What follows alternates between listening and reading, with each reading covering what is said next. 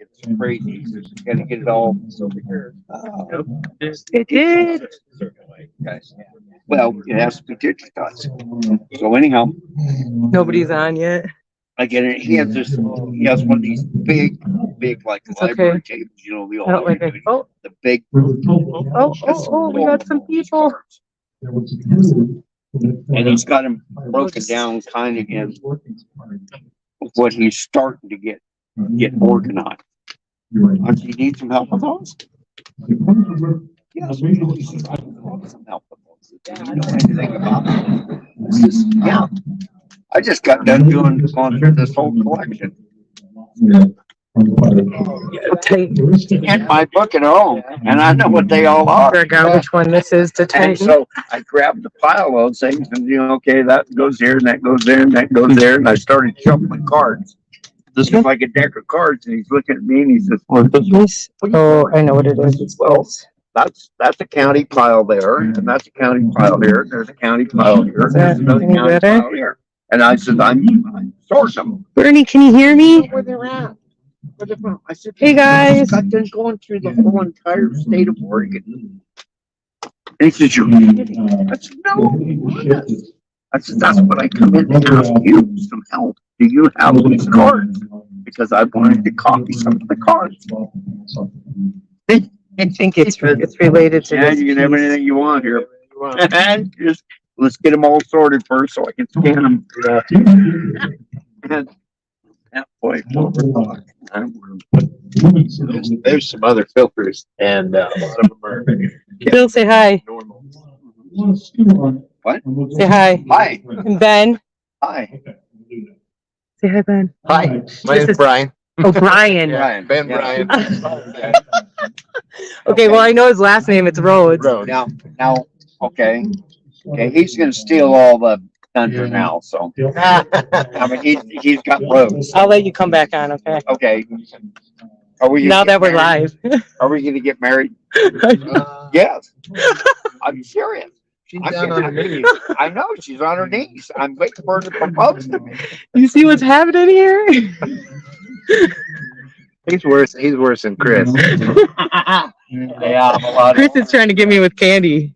I have more experience in Chris. Hey, it's my birthday. I can take her. Right. So, Brian, tell us a little more about your last name. Okay, so I was I mentioned my name at this this convention, or what do you call it, Moonlight. Bigfoot. Just because I mentioned that I knew more about the Lost Rhodes mine than I do about Bigfoot. We're related to Thomas Rhodes, so it's just a family name, and most of the people in at least Vernal and then Uinta Basin know of the Lost Rhodes mine. And even beyond that, you'd be surprised. Some of my viewers right now know about the Lost Rhodes mine. So It's one of those fun ones, and it's lost, and yeah, but a lot of stories behind that. stories. Some of Some of the most unique. Yeah, and you know some that you can't share with us because it's a family with. a few. We Yeah. have, so I there's so many roads, and they'll all say something different. Yeah, But what was the message that your great grandfather left? oh, in his personal message to his family, and even in his journal, he left some warnings. He said, "Don't go looking for it." He mentioned, if you do find it, I feel bad because you'll most likely be dead. So it's one of those things. So we have, when I take my kids to the Uintas, I tell them we're looking for the Lost Rhodes mine, and we'll just look around the campground. But it's fun. And then the fun ones though are his son Caleb.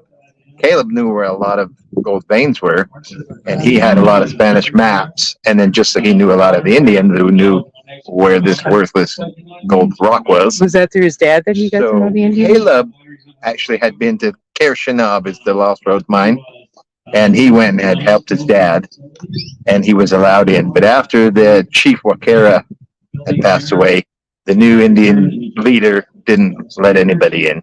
Okay, So Caleb had mined after that some of the veins, got you. and those are some of the things that we do look for just for fun.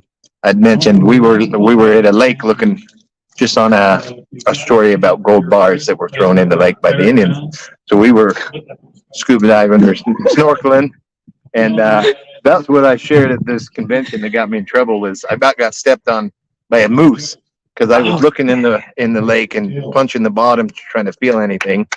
And I was in a full camo wetsuit, and the next thing I know, this moose's face coming right next to me. So a moose will kill you. Yeah. So I let him think I was a log, and I scooched away really fast. I got out of there, but That's amazing that he was that close to you. It's a lot of fun. Yeah. Which is These were $20. it's new to me, this area. And the access up into this area is something that must be unique to other states as far as being able to get that high up into the mountains. Do you feel that way? I don't know how much you've traveled. Yeah, Oregon, the higher point is this Kings Peak. It's pretty high up there. I think it's the highest point in Utah. Well, for 13,000 feet. Yeah, it's pretty up there. So You don't have to hold it. Sorry, let's just do a slanted view for the rest of the show, okay, guys? I can tilt my head. I'll try to fix that later, but yeah, for some reason. Well, that's what when I tried to do, because it's a tightening thing, and so I tried to. That's why I pulled it out. All right. Under Bill's request, we're gonna have fun here.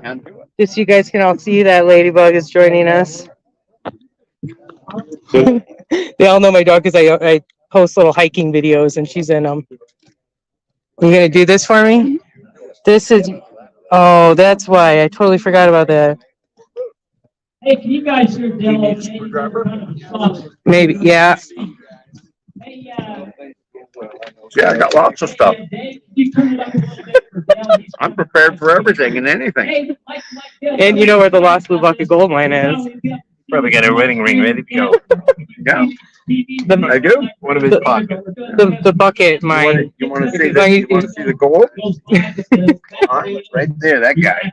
Yeah. You guys head to toe wearing gold, but We'll figure out a way to see. cameraman right through there. You got that turned up? You can't see him. Hey, Dave. Oh, yeah, I see. My glasses. Hey, Jigs, He's got a gold can you shirt turn on. this up for Dale? He's kind of a quiet talker. No, I think you got it. there. This is Bill Adams, everybody. Famous gold miner, Lost Adams. Isn't your website Lost Adams? Remind me. No, I don't have a website. You need one though. I No. want to say thank you for this. What you guys know? What I'm doing? He works really hard at being lost. Yes, that's the reason why my moniker is Lost Adams, because I'm lost Can't find him. most of the time. And tomorrow is Chris's birthday. Happy birthday, Chris. Chris is If you don't believe me, true blood. look at my card. Been hooked on it ever since. I like On the my Spanish card. mines. Okay? I like the history of the Rhodes mines. Wait, Don't do that. I won't. I don't want 40,000 people calling me. Dan, where are you? There's Terry. That's why I want you to be my secretary. I mean secretary. I mean wife. I'm sorry. Wow, that didn't come out right. I like it, not perfect. Love you, Sarah. I love you too, Bill. See, that's why we should get married. We love each other. You gotta take care of my dog. I don't want to. He said, well, everybody trades your books out there. He said, make yours unique.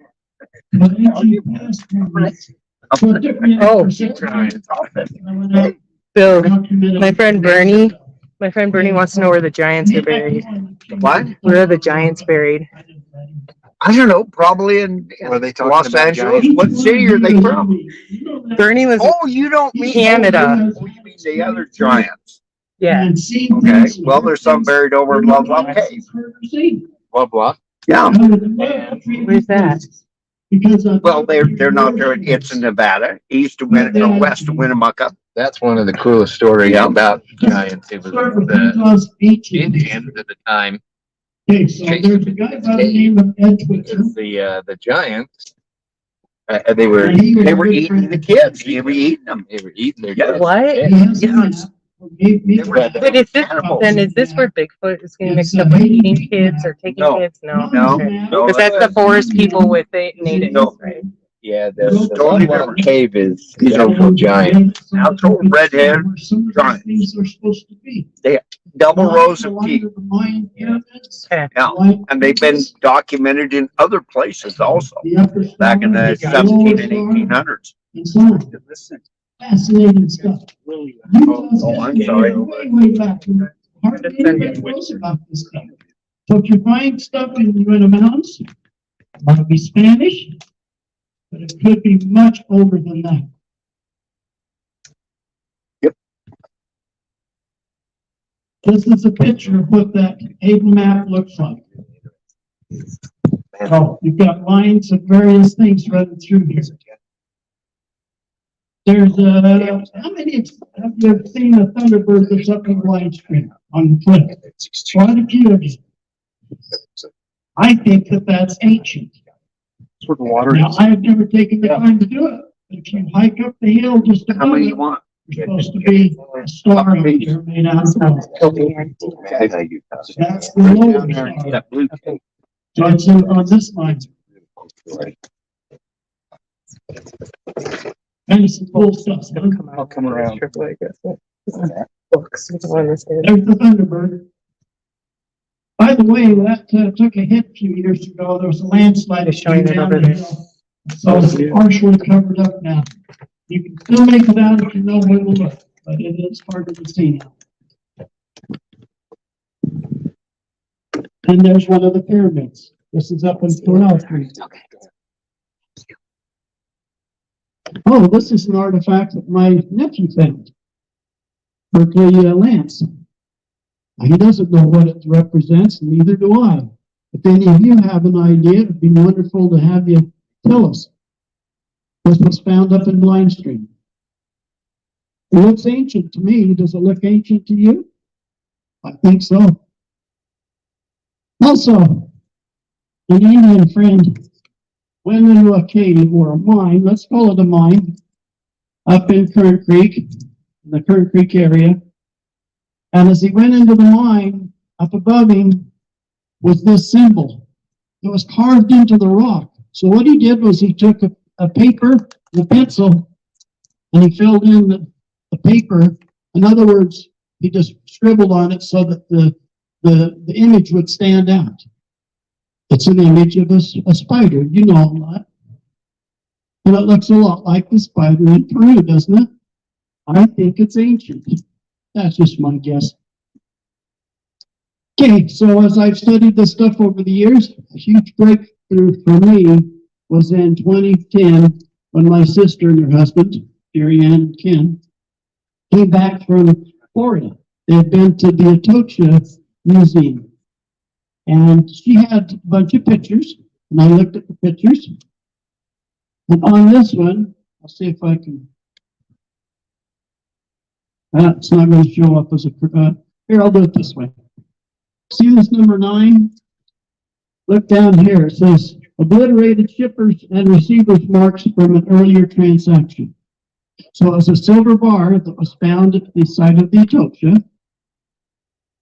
And it had old markings on it. Well, this started me on a quest like you can't believe. I had to know, what does this symbol mean? You know? There's one very similar on the silver bar that we purchased from the family of the bishop when he actually passed away.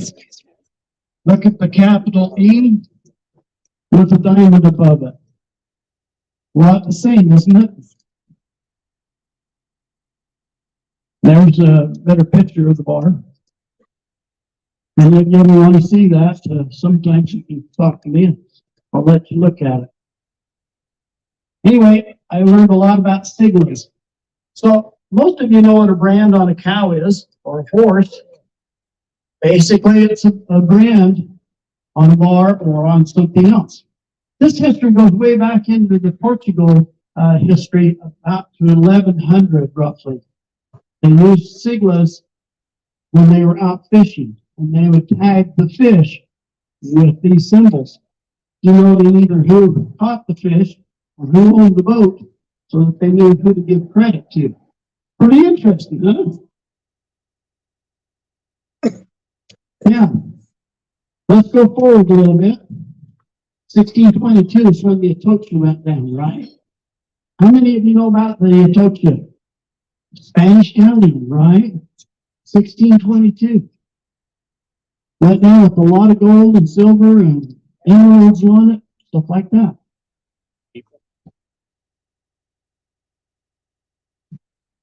Let's back up for just a minute.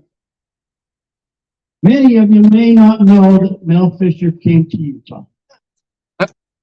I didn't personally see him, but I have it on good authority that he did come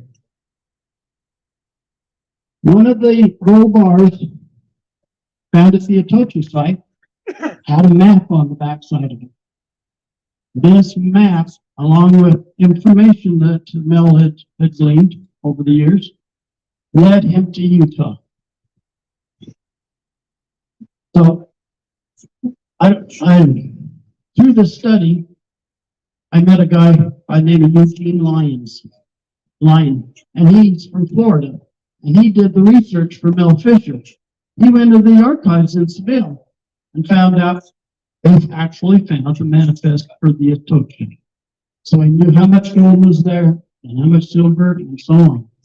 And so Mel knew that the stuff came from Utah. Anyway, let me tell you the rest of the story. So Mel came to Utah looking for the gold. He approached the Indian reservation, the Indian Council, and he offered them 10% of the treasure that was on their land. That didn't go over very well, did it? No. By the way, a friend of mine was Indian, and he and I went up Rock Creek because my friend recognized, he was on the council, and he recognized the map on the gold bar as being from Rock Creek, indicating Rock Creek is where the treasure was. So we went up Rock Creek, and with my PPL rod, I was able to get a hit. And right where my friend said that it was going to be. And so we went up, turned around, and my buddy said, "Hey, can I borrow that and use it?" So sure enough, he tried it, and it worked for him too. He zeroed in on the treasure. So there's still a treasure on Indian property. Mel Fisher never got to it. I think, or heard, Mel Fisher did make like a bandit with some of the treasures that were in Utah, but he didn't get that one. Now, let's jump ahead a little bit. So let me explain a little bit of something here so you'll know the background of what I was looking at. I had a friend back in 1995, his name was Chris, and he knew a couple of guys that we only know as the Bishop and Aaron. I don't know their real names. Maybe, the Bishop lived in Provo and Aaron lived in Orem. We ended up purchasing a lot of maps from them. Most of those we put in the books. So in my book, you have access to maps that we paid $25 each for. So, good deal for you, hopefully. Anyway, Aaron also had the Peralta map, a copy of the Peralta map. You know the Peralta family? You've heard that name before? It's quite famous in Arizona, okay? Superstition Mountains, ring a bell? In any case, this map was about 5 foot long. You could unroll it. It was in color. It showed over 100 lines that existed in Utah that the Spanish knew about. It went all the way from the far side of Salt Lake, all the way into now what's Colorado. Over 100 lines, 104 lines on that map. Had Peralta's symbol and signature down the lower left and talked about these mines. I never got to see it, but it rolled up and slipped into a silver cylinder that had Spanish writing on the outside and a leather cap. Now here's one you probably are more familiar with, because it's in George Thompson's books. Rinaldo map, mid-1800s. That's about 100 years later. Okay? Oh, by the way, some of the maps are not 100% accurate. This map, the Junipero map, shows the turtles coming from the right and the arrows coming from the left.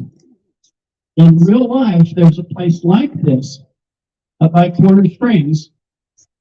You have to go across Indian land to get to it. But anyway, in real life, the arrows come from the right.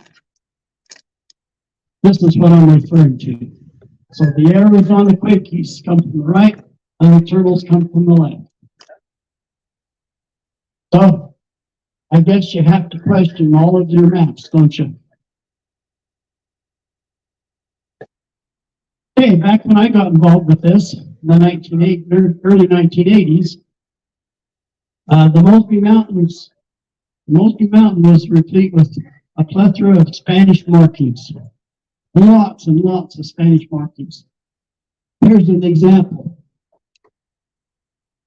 So you can see symbols on almost every tree that you can see right there. It was incredible. It isn't that way anymore. The loggers and everybody else, who knows?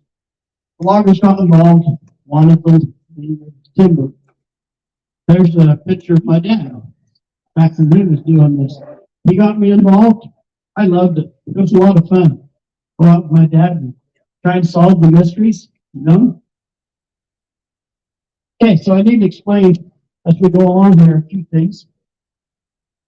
I believe that this is a Spanish expedition symbol, but I believe that it belonged to a particular family. Wouldn't it be neat to know which family was in here? Garcia, Ronaldo,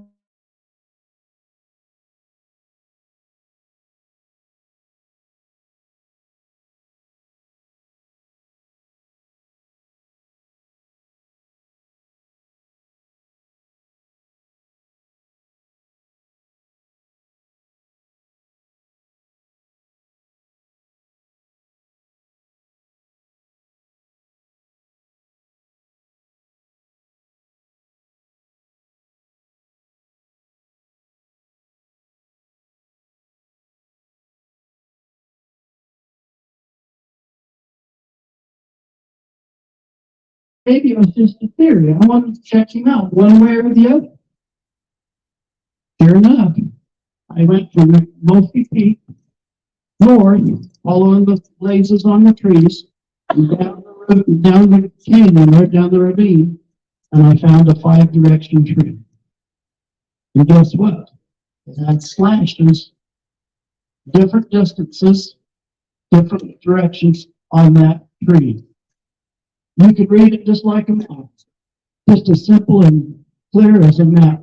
The two slashes going to the north were trails around the ledges. See that? Trails leading you around the ledges to go to their mines. It was incredible. Wow. Okay, this is another symbol that used to be on Mosby Mountain a long time ago. This tree on the left, well, both of them are pretty cool. One on the left has a capital A. My laser were working, I'll show you. Capital A, large heart, small heart. Bob Fair and I were involved with this, and we put her back towards the symbols, stuck out her right arm, and went in that direction. So that's what we took it as. You go to a right angle down off the hill. So it led us down the hill and to a big outcropping of iron. By the way, there's a cat face down there. Someone's written below it, go home. But as we started to dig, we thought, because this is where it led us, okay? As we started to dig, we realized that that was a big iron cap right there. And as I was digging here at the upper end, Bob was down here at the lower end, I found a soggy stick of dynamite. Didn't know what to do with it. I decided to go ahead and rebury it. So I dug a hole down lower on the hill and reburied that soggy stick of dynamite. I just didn't want to deal with it, you know. Anyway, this is what we called, off there, and I called the crack mine. It's not the same crack mine as the one that Caleb Rhodes used, just differently. By the way, somebody, loggers or somebody, cut down those 2 trees. So they're no longer there. Did the Spaniards leave symbols and monuments? I think they did. Take a look at that one. I've heard of one that's even bigger than this. It's on the north side of the UNS, north of Spirit Lake, and leads kind of up into the Spirit Lake area. There's a couple of friends of mine, Alan Lowe and Shane Green. That's a pretty good sized monument right there. Sometimes symbols on trees are actually maps. So if you know the area well enough, or if you pull out your map and try and overlay it, sometimes you can find where these things lead. This is actually leading you up South Fork of Rock Creek to the area around Granddaddy Lake, that stuff up there. Although the tree is actually in Blind Street. Oh, the Indians one day. Dan Lowe called me up and said, the Indians want to see you. What do the Indians want with me? So I went out there on the Red Rock Corporation land, and they had, we had a lot of fun. The Native Americans decided that they wanted to show me what was on their land. This was just after my book had come out.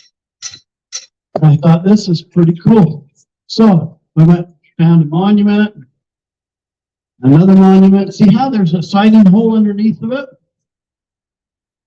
They're trying to lead you somewhere, okay? Yep. And this one has 3 rocks underneath of it to lead you. What the 3 rocks mean, I don't know. Maybe it's a distance marker of some kind. But it does definitely lead you that direction. When you're following the symbols, follow the eagle or the bird symbol, not the crosses. The crosses will usually take you to the cemeteries or the grave sites, or the eagles and the birds will take you to the mines. This is my son, and we're following an eagle symbol. He was just a few years old there. He's probably 7, 8 years old. And we're walking through water that's ankle deep. I've taken my kids over the years. He's about 42 years old now. I've taken them throughout their life to the places where we have gone. It's been a lot of fun. We were also following crosses up in that area. This is before I knew you didn't need to follow the crosses. There's another one that's just above the Duchesne River. Okay, so one day I did a presentation and somebody said, well, how do you know that heart was carved or something like that? Well, in real life, this one is up on the east bench above Ogden. And if you look closely, it actually forms a heart. And I looked on the ground below this lobe here, and sure enough, I could find rocks. So it meant that had been chipped away. So there was something to it. And we can prove it one way or the other. Oh, come on. I'm going to advance. I'm not going to advance.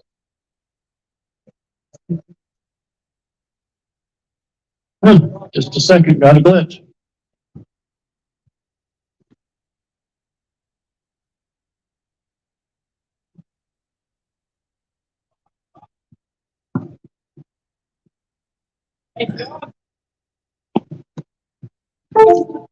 Did it just get off there? It's not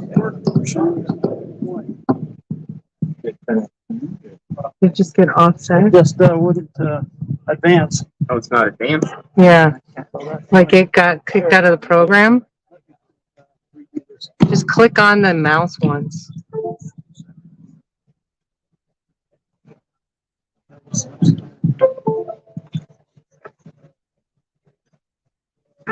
Still not working. Can I try something?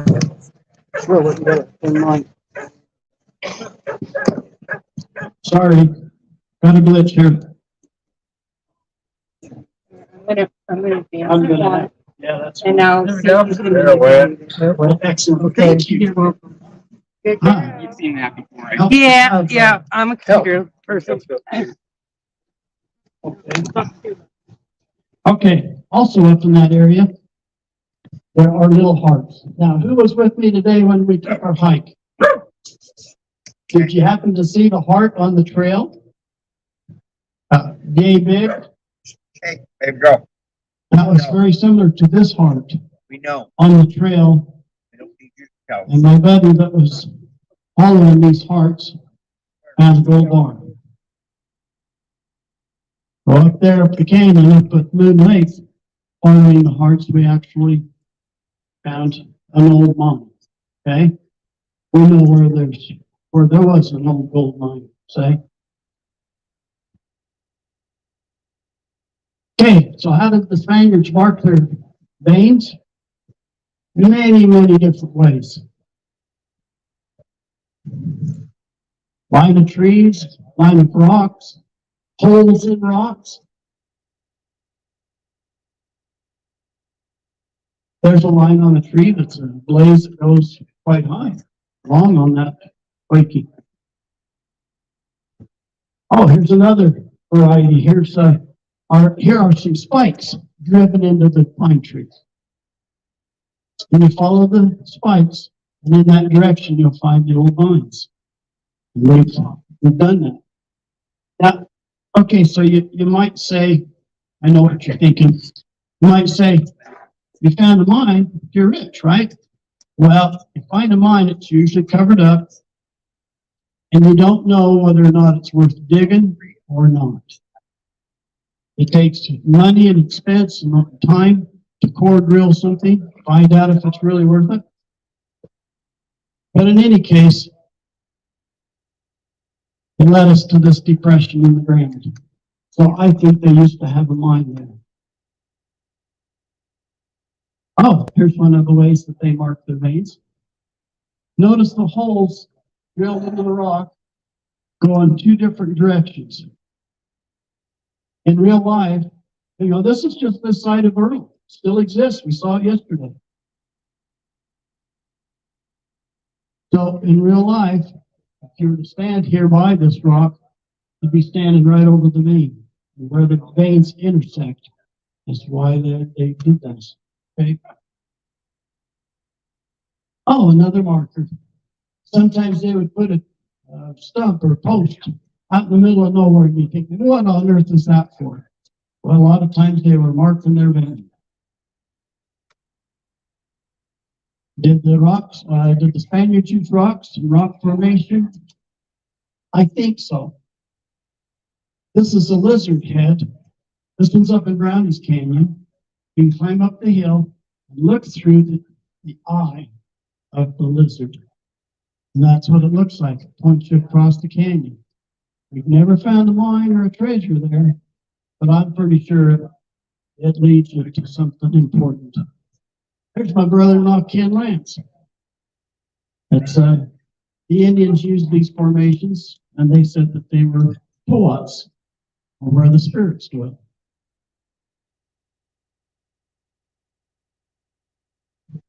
Did we fix a unit? Oh, yep, I see it. I got it, yeah.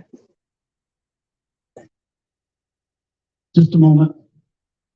Here you go. Okay. This one's up in Duchesne. Most of you have seen this one. Oh, this is the lion head. This is up above Miller Canyon out in the West Desert. Isn't that cool? It makes you wonder what it all means. I was told by somebody that studied Spanish symbol sealing for a long time. He said, there's a treasure nearby. There's no doubt about it. There's a turtle. And those of you that live in Arizona, you'll know that the turtle leads to mines and to treasures. Oh, okay, this is the picture of Randy Lewis. This is up on Mosby Mountain. And you go down to, you turn at Loggers Cabin Park, you go down to Mosby Park, and then climb up the hill a short distance, and you're right next to a cliff, an outcropping like this. You go back inside of this hole, and you look out the other side, and it's a sighting hole. So you wonder, well, what's it trying to show us? You come back down, and you go over to where you were looking, and you find a depression in the ground. I think it used to be a mine. Oh, this is another one. This is the Guardian Mine. This is on Indian land.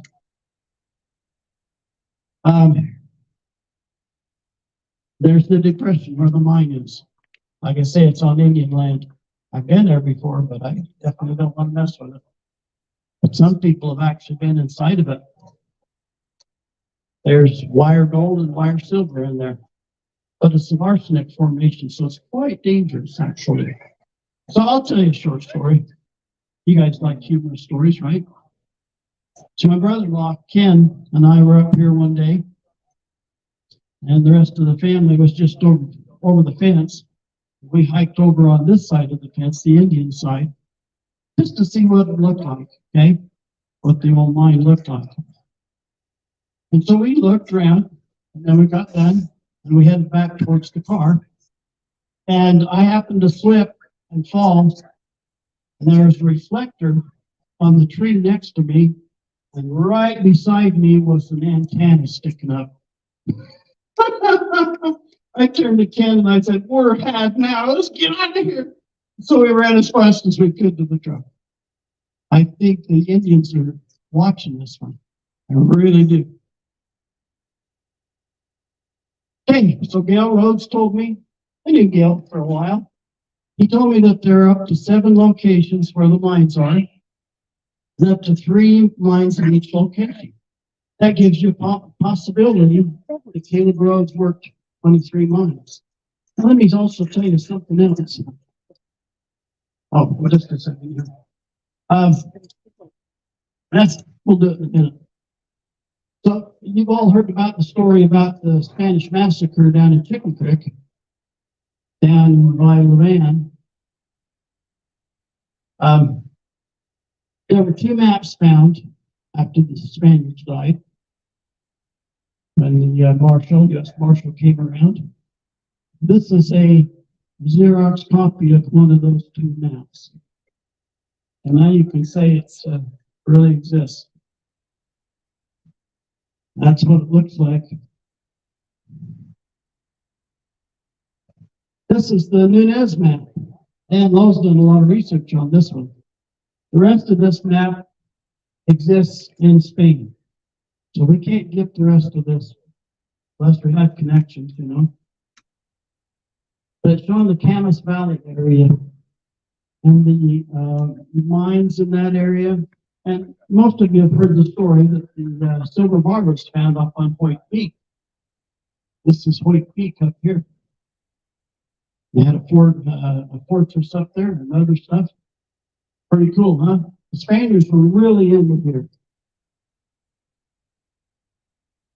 Okay, this is what the other thing was I wanted to tell you. So Caleb Rhodes knew about sacred mines, and he knew about other mines. The sacred mines, from what I understand, he never went to for his own wealth, if you want to call it that. He didn't retrieve gold from the sacred mines, only from the other mines that he knew about. The sacred mines go way, way back. There could be 7 or more sacred mines. One is up on the Green River below the dam. And it sounds, from the description that was given to me, sounds like an Inca mine. There are others. There's supposed to be one up by Wolf Creek Pass. But I've not been able to find that one yet.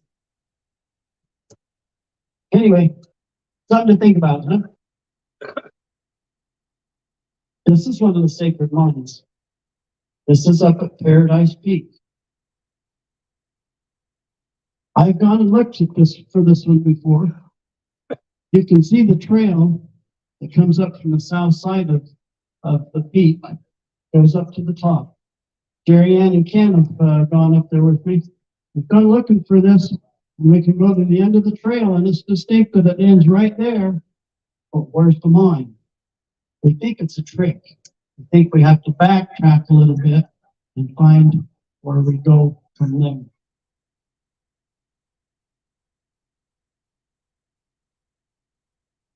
I realize that this picture is out of focus. Okay, so let's explain a little bit. The bishop went into this mine, and he said he never would have found it if the medicine man hadn't showed him where it was. So he brushed off the dirt off the top of the door. He lifted it up. It's a vertical, it's a horizontal, it's a door in a horizontal position. He lifted it up, went down the stairs into the room that's there, and there's a table in this room with another door to go through to go into the actual mine. This is a long mine. This one goes for a long ways. And while he was in there, he brought out this rope. It's quartz with gold in it. I realized you have to use your imagination a little bit. Chris wanted to take a picture of it when he had the opportunity. Anyway, he held it like this and just took a quick snap with a cheap camera, and it just didn't turn out very well. But the gold does exist, okay?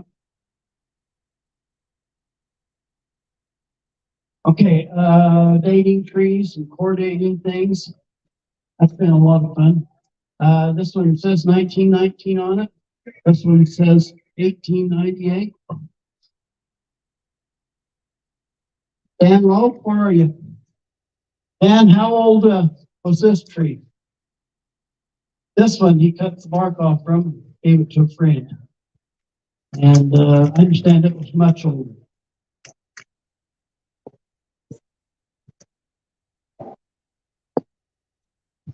So how do you find the mines, and are any mines still open? The only mines that I've found that are open, okay, this one's up in Diamond Court. I don't know of any mines that are rich that are still open. There's Terry Billstead. He didn't make it here tonight as far as I know. But he took me over to Raspberry Draw, and that's where this one is. And that's looking down the side of it. That's Happy Jack mine up on Mosby Mountain. And this is a mine up on Current Creek. They used to actually have lights inside of this one. And another mine just a little bit lower on the hill, same hill. So where's the gold? There's a picture of some of the gold. You doubt the gold still exists? Look at that pan. That's a lot of gold for just a small, sprinkle of dirt. So a guy that I'm not going to say his name, but he went up on Indian property and found the gold mine. It's up in Current Creek. Went into it, brought back a little bag of dirt, had his wife pan it, and that's how much gold was in it. Incredible, huh? Now this is one from Steve Warby. He gave me this picture. This is from, he had a small rock about the size of, let's say a small football, for example. Yeah. And, louder? No, I just need, somebody's blocking the drive. Okay.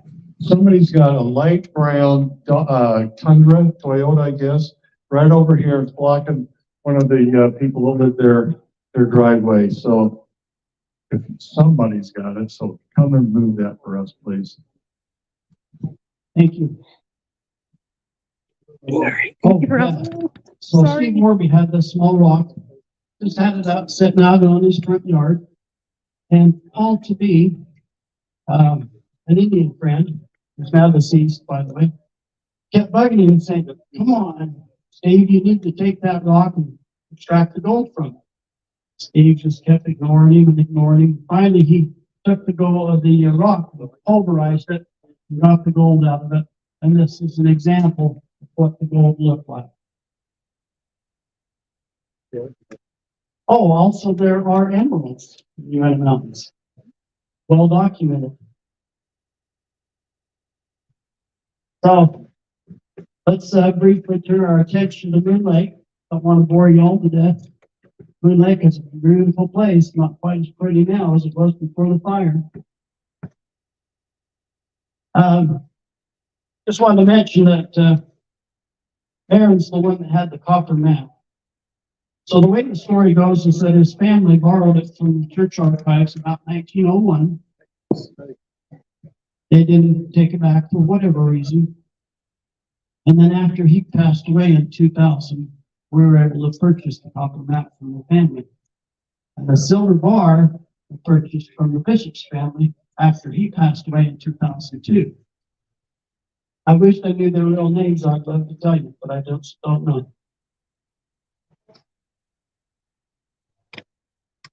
This is a little picture of the copper map. And it actually said on it, Desert Assay Office, and the abbreviation for that. Thomas Rhodes map, second line in Rhodes Valley, which is, of course, Camas, because Thomas Rhodes gave that area to Thomas Rhodes. Moon Lake Desert Territory by James M. Barlow. Now, James M. Barlow was the silversmith for the church back at Brigham Young's time. But he was the one that was making the silver sacrament cups and things like that. And it had the name of the church on it. So back in 2006, I contacted the church and said, would it be okay if I put information in my book, forthcoming book, about this copper map? They looked through their archives and they couldn't find any information about the copper map. So they said, do what you'd like. So that's why we put some information in the copper map in our book. So as most of you know, when we went on the hike today, we found some of the circles. We don't know exactly where the shaft was. This shaft is over on the east side of the lake. And then this is the silver ore that I was telling you about that's now an open pit quarry. Remember we were talking about the R on the tree, that's available, and the dot on the tree. Many of these things were destroyed when the fire came through.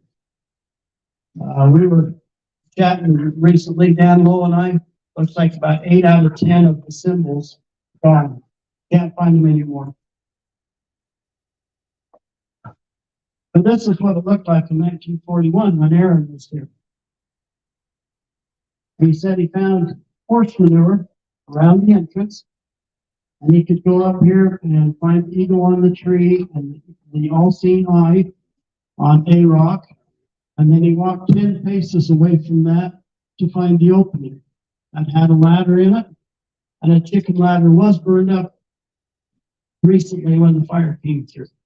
Okay? But he went back in here, and like I've explained to some of you that were on the trip today, the hike, he went back inside there and had to work his way, wiggle through the downfall, the boulders, the rocks, and so on, and found the elliptical ore body back in the back of this mine. Was an elliptical ore body, and down the right-hand edge of that was solid gold, about 3/4 of an inch thick. So that's where he took away the gold from there.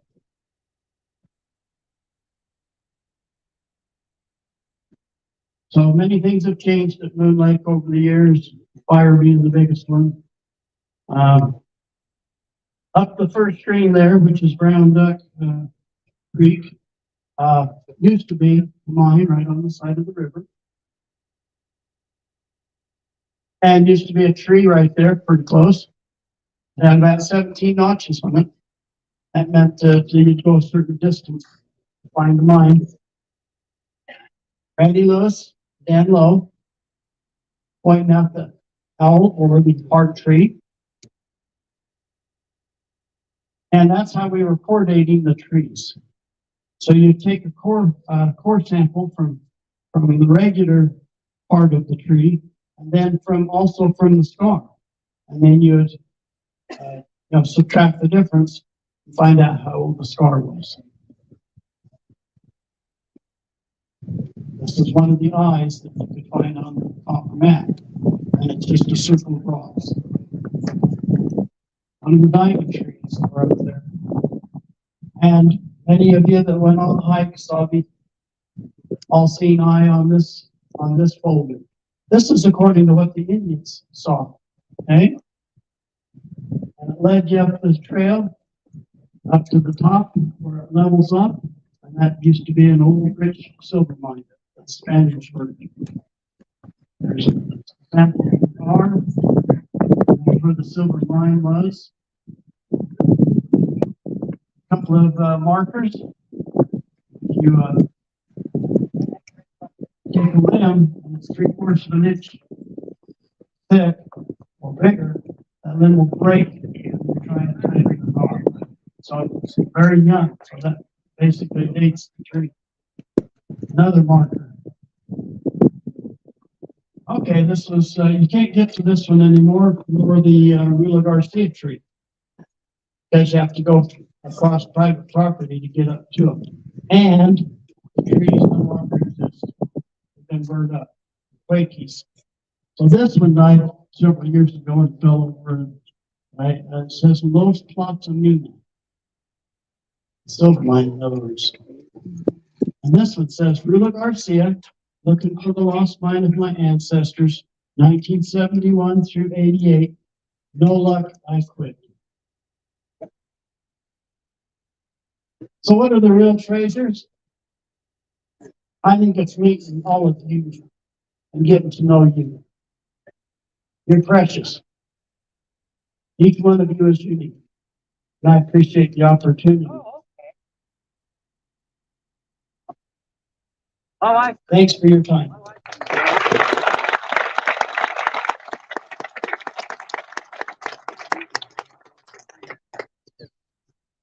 Do you have any questions? Where did you say we can find the?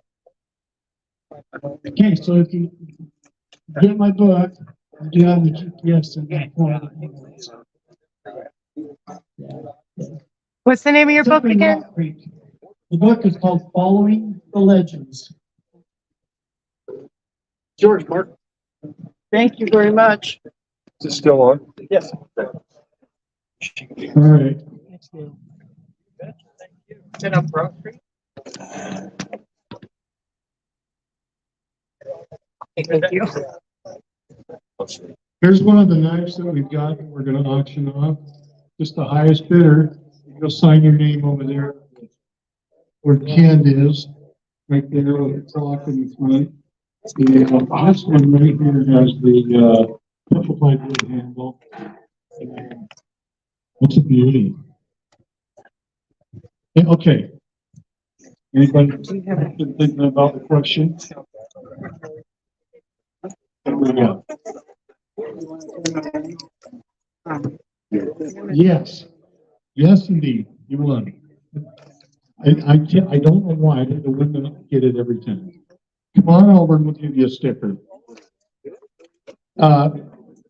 What happens, now think about this, if you was a pirate, you might be in a Spanish ship, you might be in a Portuguese ship, English man of war, you just stole the dang thing anyway.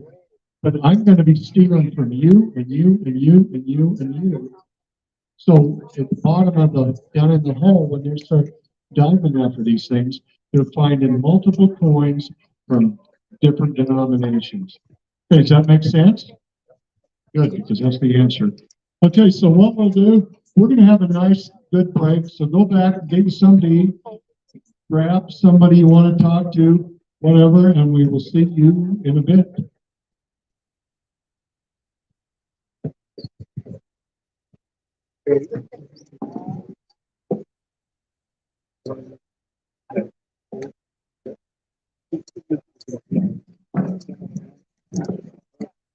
Okay.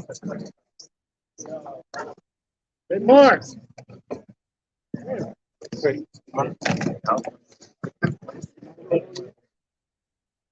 Wait, you might get it. Might get what? You might win one or something. Oh, They're gonna give them away for something. I thought the nice. I just didn't bring enough money with me today, but We're gonna be selling some tomorrow. Yes. All right, then I'll get one tomorrow. I showed that off here. Would you mind showing that poster? This 20 or 30? 20. 20. And then we put in the. Yep. How I'll much? make sure you know where the bank is. Whatever you want to bid, we'll put somebody else. I'll I'll take you down there. Okay, cool. Bill Adams, everyone. Still working on it. Hard. Sell what you got. Oh, I'm so glad I met you. No, Rob didn't even tell me the answer. I figured out. And I lost my friends from earlier. I don't see Bambi anywhere. Who? Bambi from Moon Lake. Oh, Bambi? Yeah. Is it in good? Oh, the one I that was will. sitting right next to me. Yeah, yeah, Okay. yeah. I haven't seen her.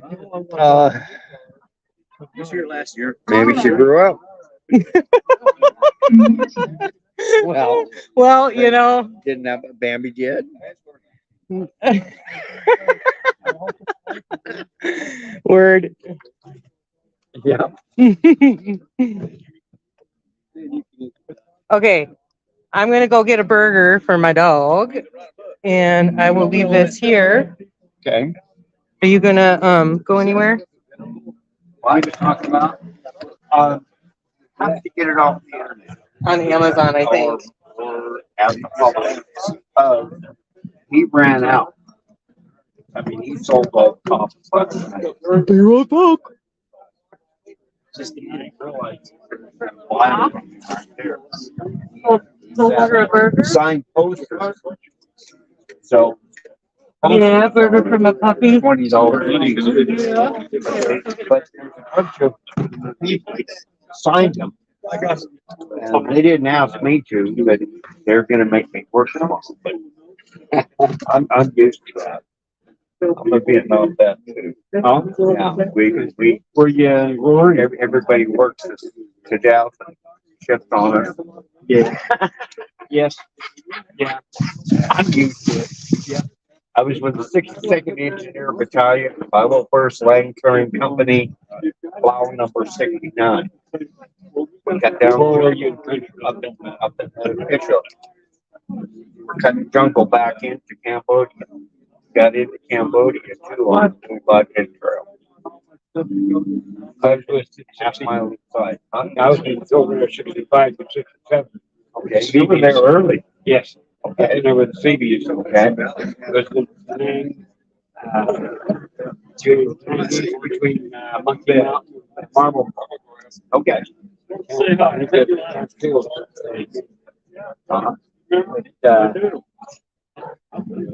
You were there a few years earlier than I was. I didn't get over there until 69.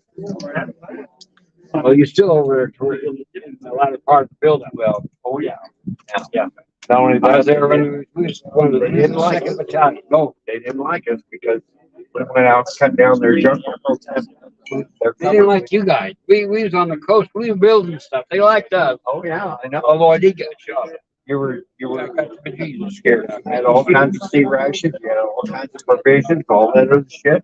I was in, that big warehouse complex there. We built that. Oh, okay. And I had access to all sorts of stuff. First moved to zero. Get rid of people. That's what they wanted. I know. I was down in Long Town, go out to my tour. Yeah, I was warmed out back because I was welding their 10-yard bucket with D8 pepper hard facing, yeah. And I was hard facing on the bucket. I was still, I used a lot of hard faces. I know what you're talking about. Yeah, with vision broad like that. First time I ever used it. That, oh, cool. I never written. Oh, Bert, you did it. Oh, yeah. There's a bucket. I was off in 2 days. Yeah. And then the next time I went in and I did it because I and it didn't quit. So then what I did is I burnt my eyeball. Uh-oh. Because I only had 14 Royal Crown Shady in there. Okay. You were on a 10. Normally, on that big one, most welding that I did is, I use a small rod. Great big rod. Yeah. It was almost half inch. It's probably 7/16.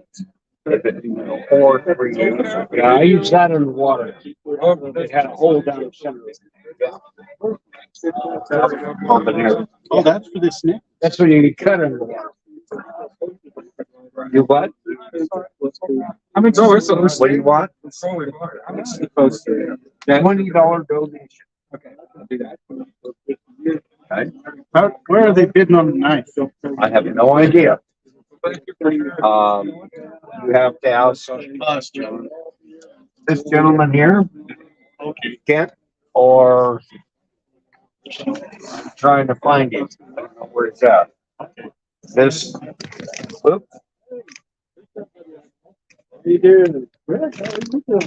Any better Thank you. Huh?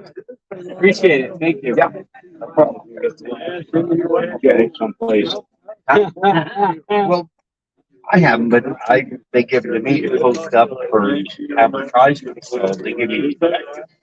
Any more of those posters left? Nope, this guy got the last one. $80 short. That's usually my bad.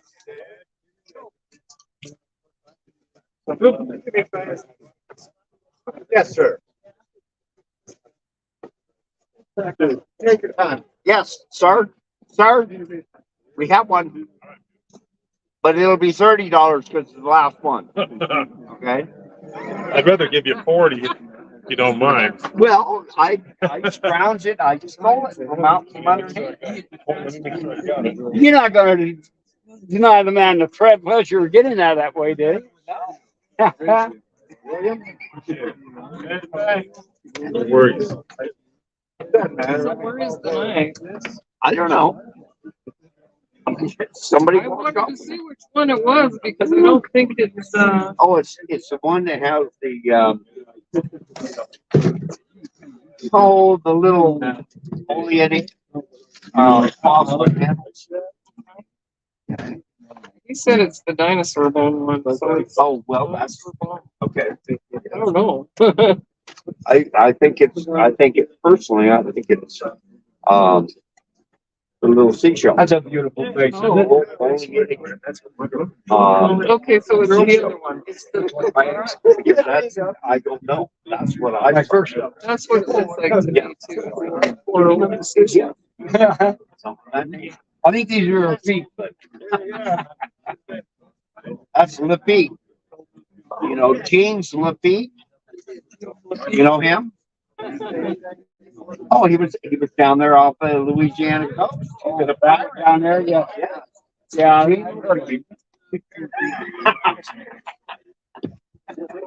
do have several more posters. They didn't invite you out there. No, Yeah, they keep asking me. If you're we're gonna sell half of tonight and half of tomorrow night, but we decided that it's got 20. We've already sold our half for tonight, but it's got like 12 left. We'll sell them tonight. Oh, yeah. Guys have been signed together. Yeah. That's right. So leave it. How you doing? I like you. Oh, yeah. Yeah. And this is the last one that I got. I have two others that are worn out before this. This one is getting a little threadbare. But what? That's right. That goes on my head. And when I have brush, I put my head down like that bull elk. Go to the brush. Yep. Oh, yeah. No. That's right. That's exactly what that is. My sister was gonna talk about you for years. Do you remember who I am? Then I gotta meet you. 2021, I was here, and Terry did a video on me on Pox hunt. Lost Adams. Yeah. 7 hours. See, I know that.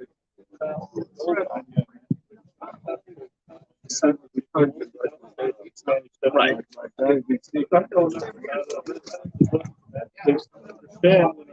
Yeah.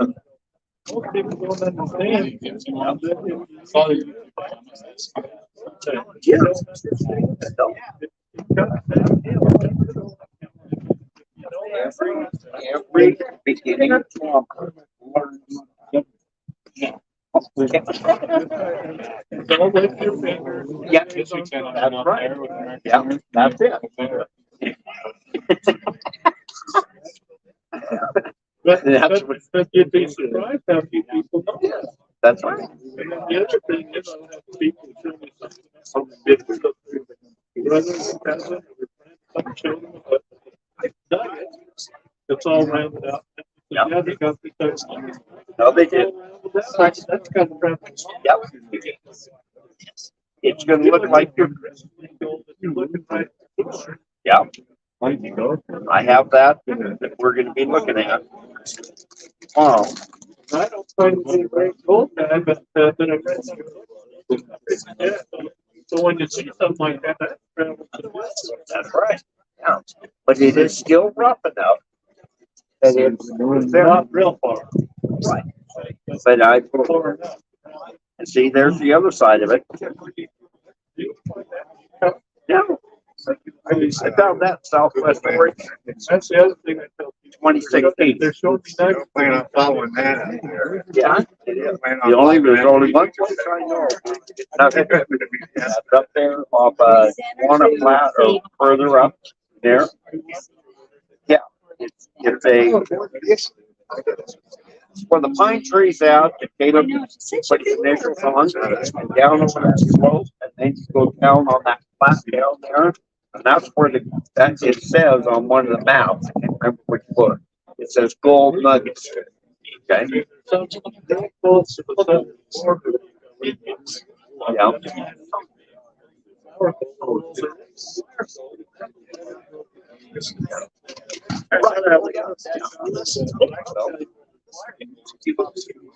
Well, yeah, but it's on Indian land, eh? Okay, I ain't interested. I don't even want to go look at it.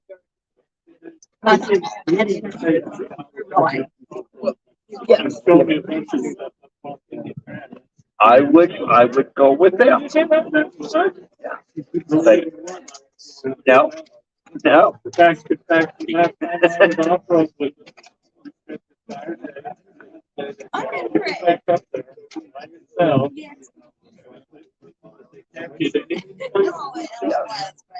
Mostly to stay there. Yes. Yeah. Yeah. Yep, I'm not waiting till tomorrow night. Yeah. That's right. He's in charge of the law. Yeah. Yeah. Old Mount Chief was one that was worked up there on Rock Creek. Yeah, back in the day, they would. Oh, yeah. All right, who's gonna get some water? Yeah, I need 5 of them. I'm not. Who's the money person? I'm coming to buy too. Oh, are you? Yeah. Who's the money charge person of the for money? water? That's right. I'll take money, but. Oh.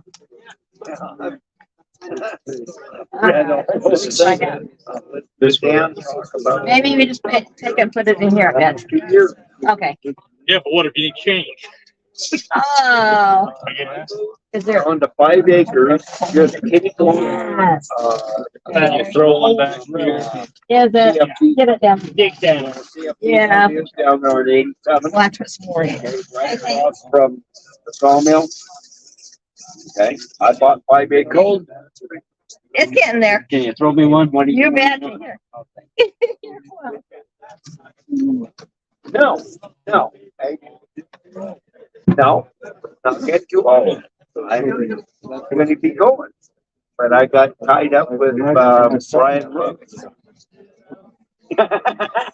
Right over here. I had to patiently wait till Heavenly Father put me in touch with the one that was supposed to go across. And he has documentation of Happy Jack. Maybe, so you In- still got some of the family stuff. Yes, yeah. And, That's why I like the grove where that's been extra carpentry and the other ones. But they're so old, most of them fallen down and they get back to them. But whether they the grove where they can camp. I don't think the mind can't get on the way. That's what I'm doing. I just got done telling Brian, the key, one of the lost mines we're looking for, he's been hunting for 20 years.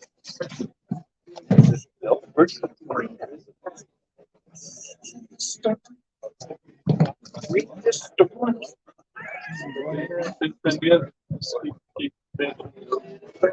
Pine tree cut.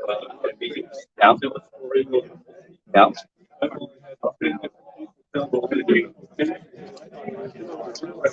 Yeah, it's old. So you gotta make sure you got the right one. Exactly. You know? Yeah. Otherwise, you think you're on the map and you're not. I know. See, what we're gonna be doing is we're gonna start panning up the river. And What you're gonna be teaching. exactly. Hunting for pocket mines, hunting for pocket gold. To race it up the river, then you run out. Back to the last place where it was. Is there a creek, a side creek? No. They go on one side of the mountain, one side, go up about 100 feet, get off the bottom. You don't want to be, contaminating your sample. Get down to bedrock, take a sample, go down panic. Is there anything there? No. And you go on the other side, dig down to bedrock, and you panic. Oh, I got a couple of specs. And I'm talking about a 200 mesh minus gold. That's all you gotta find. Because you don't have to find big nuggets. All you gotta do is know that this is the size of the road. So then you start doing pockets every 20 to 50 feet, depending upon how steep. Look at you. No. Exactly. Yeah.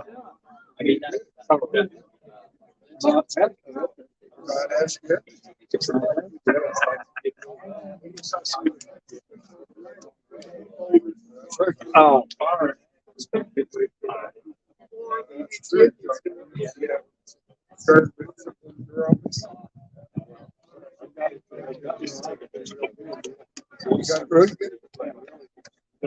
It's your permanent thread. Huh?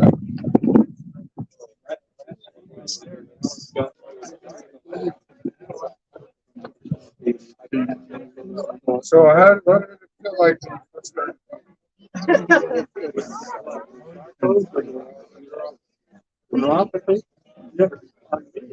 Really, really cool.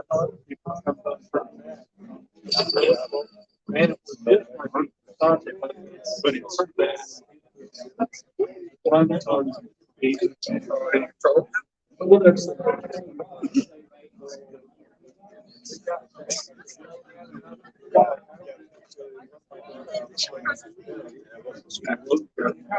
I selected one. They had a bunch of people. They had everyone lift all the rocks one at a time. All bigger. I know that, but we had a lot of people.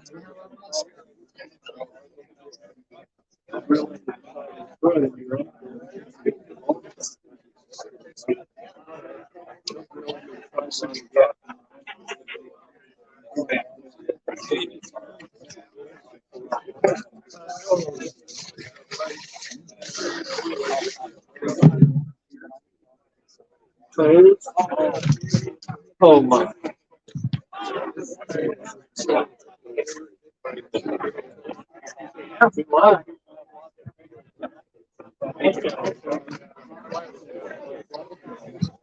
I'm sure. You don't go. You just use Sasquatch stick. I guess I have.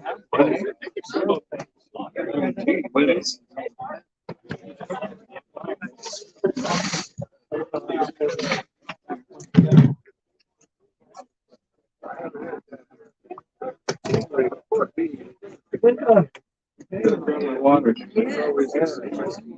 Everybody, they take it like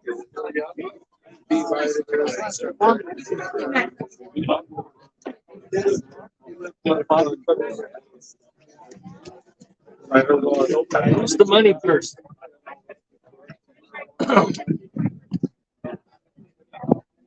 Oh, yeah.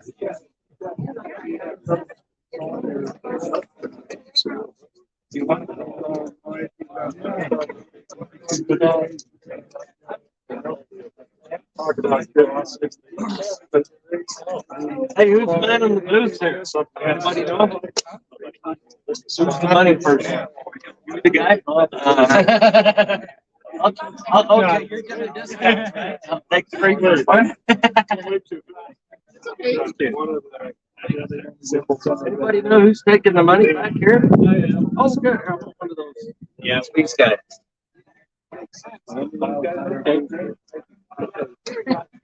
I don't know. Just ask. I don't know. You expect.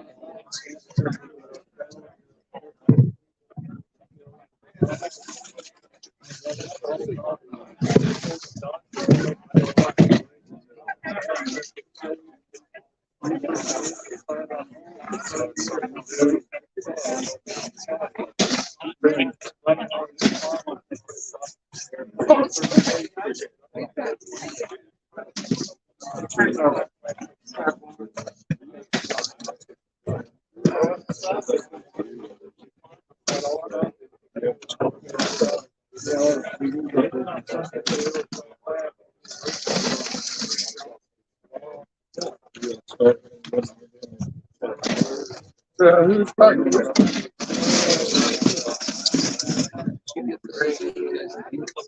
Nobody's around here somewhere. I see him. Okay. Yeah. I'll find him. Hopefully.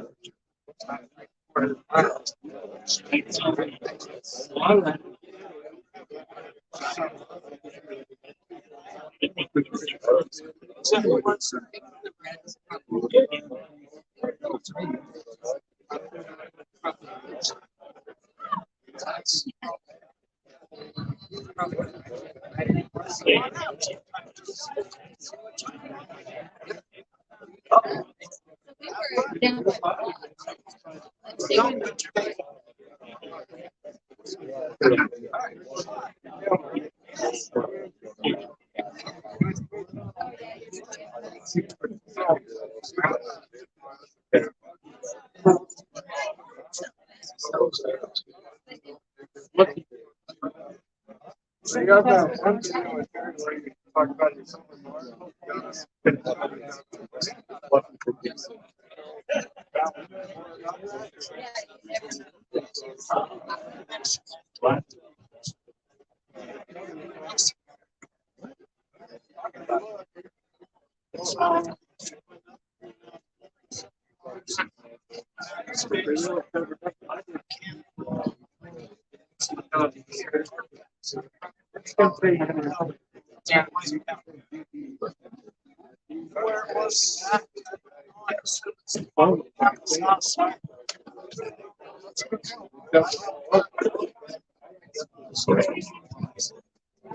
You know, Gary. He didn't bring Joe with him. Down the glory hole.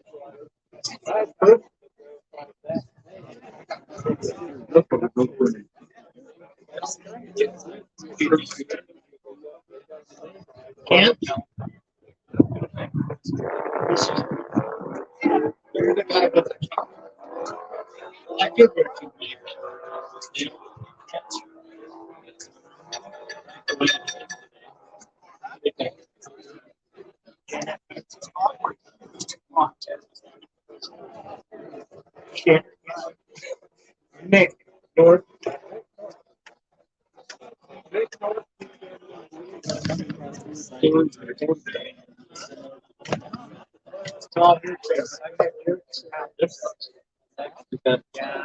When I lived in Vermont, I hope.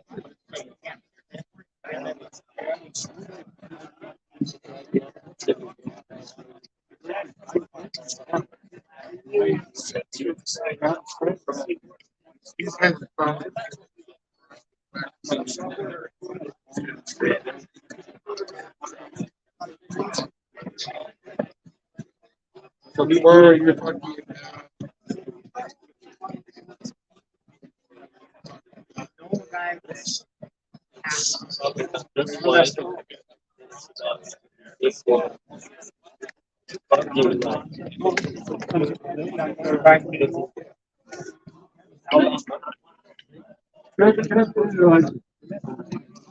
To get out to the face, and then they put the site.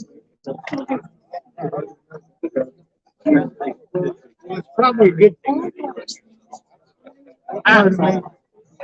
Where were you from? Wherever your focus on.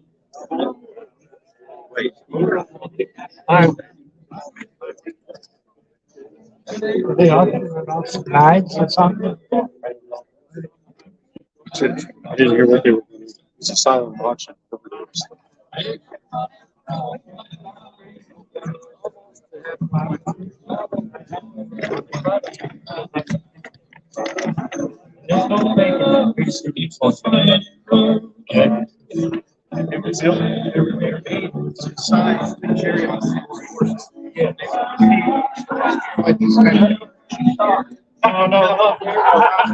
I was cut in half.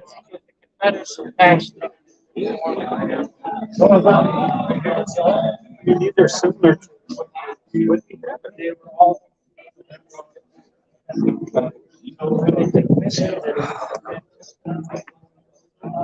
It was about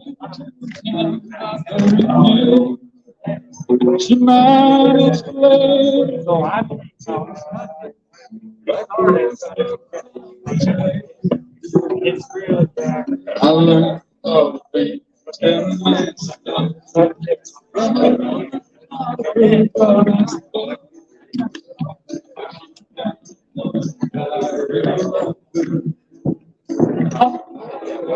Excuse me.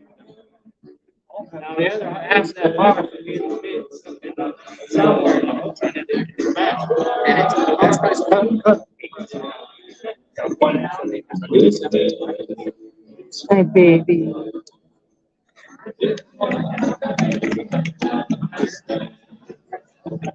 Come here. Yeah.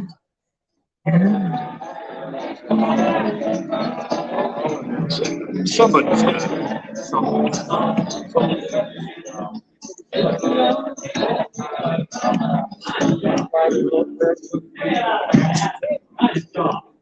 it.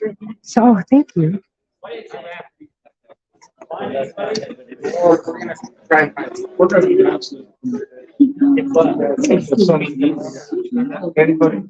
There's a lot of. What is it? Greenstone bone. The Aztec mystical bone. They look at it as a structure. Was it the Aztec? What I have, what we're gonna talk about today is, the KGC. They called it the treasure of the four kings.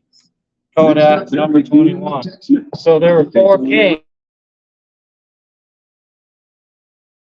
Kings go thousands and thousands of years. The king is coming, kings. And you acquire more and more. These are big, powerful kings. And the only one They're just touching the iceberg.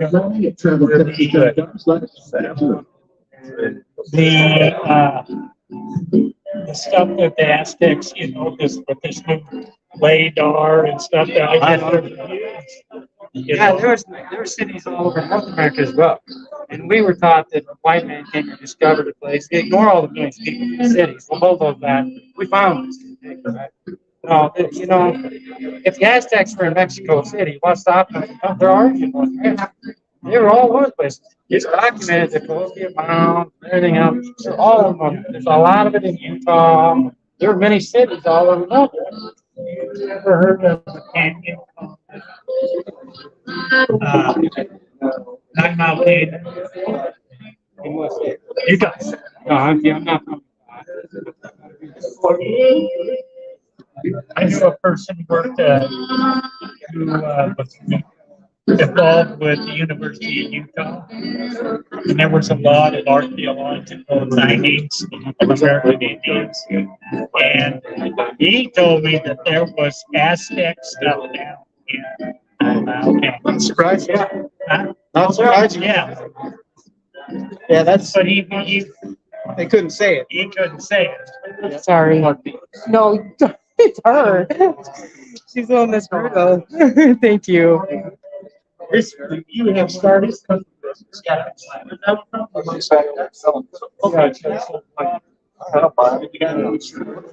No, I'm not.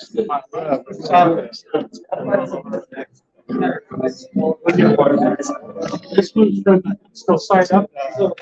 Can't remember where it's called. The shoes probably came from the winners. We don't know. He doesn't know. A business supply. Yeah.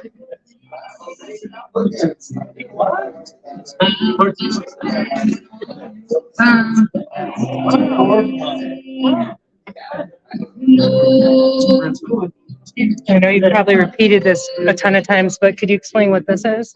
This is solid silver casted in stone. Okay, the molds are in South America. Okay, if you look at the bottom, you see the dents. Yeah. These are caused from the air bubbles that came up out of the pores of the stone that is cast in from the heat. You can see the layers of the stone where they carved the mold. Right here, there's some pick marks. That proves that when as soon as they casted it, they tipped it up, picked it out, laid it back down to cast another. So it's proof of multiple. Okay, so this is a monster bar.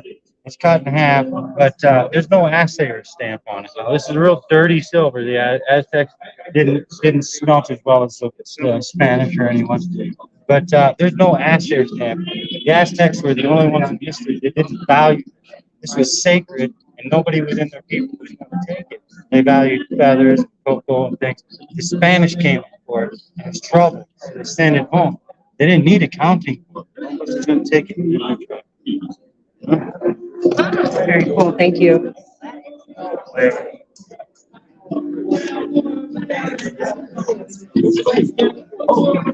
Let me grab this. Sorry, rude dog in the way.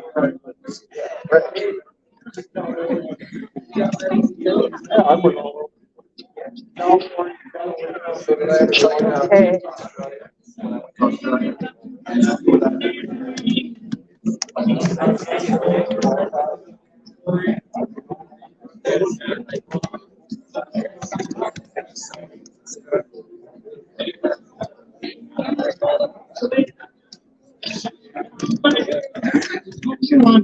Sometimes I'm business for the 7 years. Yeah, I never saw that. Yes.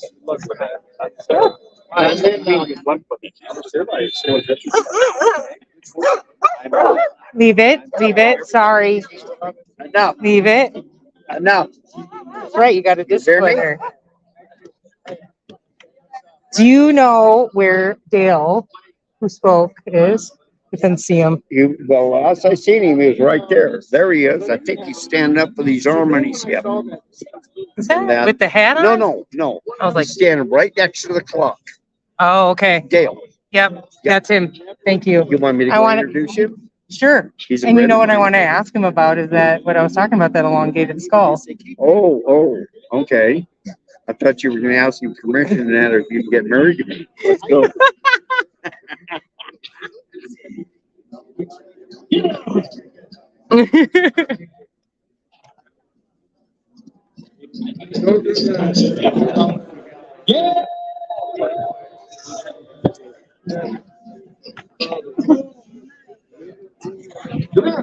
Coming.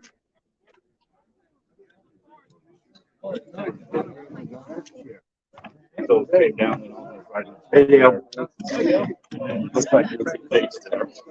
Yes. And then found a hole, went back about 4.5 feet, but it was empty, of course. But here's what I'm curious of, your feelings on that. Well, it almost looks like a snail, but it's a snail here. See, That's a turtle, isn't it? That's a turtle head right there. Yeah. So yes, definitely a turtle. So what's your thinking? Somebody thought this was a cross or something too, but I don't know. no. Well, it almost looks like a soul. No, it's a turtle. If you're following the turtle. Oh, yeah, for sure. Yeah. Really good. That's a squirrel. Leave it. Squirrel cactus. What that tells us, it tells you how old it is. That's right. Cool, huh, guys? But Really so cool. you just what? Just keep following those ahead. You think Leave it. follow this? Yes. Go towards wherever the head's pointing. Right there, isn't that a foot? That's enough, lady. It's okay. That dog can be there. Well, that could be anybody. Yeah, somebody else probably did that. But then there's all these, what do you call them, matatis around? Okay. Well, they're probably in different, yeah, They're in the rocks. yeah, Okay. yeah. You gotta be careful about finding holes like that with rocks, because what it does is if that hole is small enough that you can put a staff in, that was one of the surveyor's rocks, and that's a leading to something. They will put a certain height, A surveyor? a stake. They'll put it in the hole, and as long as the hole has been cleaned out, that top of that stake will be their site. And they will put one or two of them together, and then that'll give you a line to go. How do you know what? Somebody said they're grinding. That's the problem. Which- You don't. Those are in Northern California, those grinding holes, because they do know they used them with the acorns, the Native Americans, the Maidu. But then Yeah. somebody was telling me, the guy that told me about this, we saw him down below, but he said if you climb up on the rocks and look down at them, they're actually a triangle that points, and he said, Yeah. follow that point. And that, you know. I think These are too small to grind any kind of corn or food. Okay. They could be used to grind different metals, minerals, whatever, up into powder, like iron oxide or something like that. They would grind them into a red hematite powder, and they would use it for ceremonial purposes. Because And that's how they painted their that's how petroglyphs? small they are. But he's Ah, probably right. If you sorry. look at it from Yeah, I above. could actually, That's why that. well, she gets a little, That was one of the. she won't bite. Hey, both of you guys, Hold stop. on 1 second. I got That's it. enough. Hey.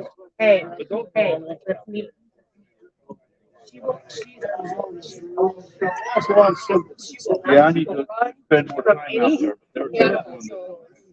But Yeah. it's been cleaned out, somebody already found. Well, yeah. It went back about 4 feet and it opened up all the way back there. Yeah. See the face there? That young lady wanted to meet you for some reason. And this Sarah, this young lady, she said well, I appreciate that. and what I'm here to do is I'm here to profess in front of you my intentions. I want her to marry me. Okay, so that we doesn't she look like And we just wonderful- met at Yes. Moon Lake. Yes. Wow. And I'm I actually do have a, thank you. This is an African fire agate, or not agate, picture jasper. she wanted me to tell her the secret of the Blue Bucket mine up in southeastern Oregon. So I sat and told her all about it, except for the Because I've gone looking for it. key points. Okay. And yes, so I want her to marry me. I'm then that way. And it's very you have your sweet. Blessing. Oh, you bet. Yes. I don't know what it is away. Thank you. That's wonderful. My audience is thrilled right now. Yeah, she has a Terry- YouTube channel. Terry and I were chatting before, and so I asked him if it was okay if I filmed. But I do have a question for you, a serious one. Oh, yeah. I almost knew right away, too, what was wrong. It was weird. But anyway, so I'm brand new to Utah with exploration. So I'm staying over at, I won't say exactly where, but you mentioned the road, let's just say, in your presentation. So it's on the other side of that. It's called Sawtooth Ridge. And I'm sure you've done the drive down Red Cloud Loop, correct? Okay, when you come back, when you're headed back on that road, headed west, like as if you're going to where the petroglyphs are, have you seen the elongated skull statue? I think I want to show it to you because I'm very curious what you think, but I think it sticks out like a sore thumb, and it's actually eyeline, or not eyeline, but it's lower, compared, because I've seen the other heads. I don't know if you've seen that kind of match that turtle head from Turtle Rock. I probably haven't. You should. When I drove through there, all I could see, I mean, I was having they call it pareidolia, where you. Yes. And I was gonna say, I'm sure you heard that before, but I was feeling like I was overwhelmed and maybe seeing too much at one point. But the skull was the first thing I saw, and when I came back, I saw it. So anyway, I want to show you the pictures because I was just curious. I'll show you in a little bit here, but yeah. Thank you. Or you can even send them to me.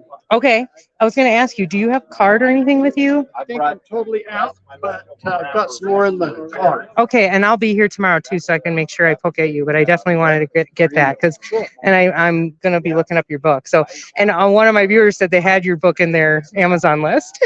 So you can also get my book from Cedar Fork Publishing. Cedar Fort Publishing.com. It's in Springville. Okay, cool. Yeah. Well, I have copies of all of his books in my library at my house. I could let you look at them. But I have to. That comes with the deal. That comes with the deal. You could look at them. They're in the master bedroom. In the bookshelves. I built bookshelves. I'm bright red. My electronics. That's my electronics in my computer room. No, that's out. That should be out of the bedroom. No, you don't. You shouldn't be sleeping with that in your bedroom. I don't sleep with it. This is, I'm a sleep tech. I sleep in one of the kids' rooms.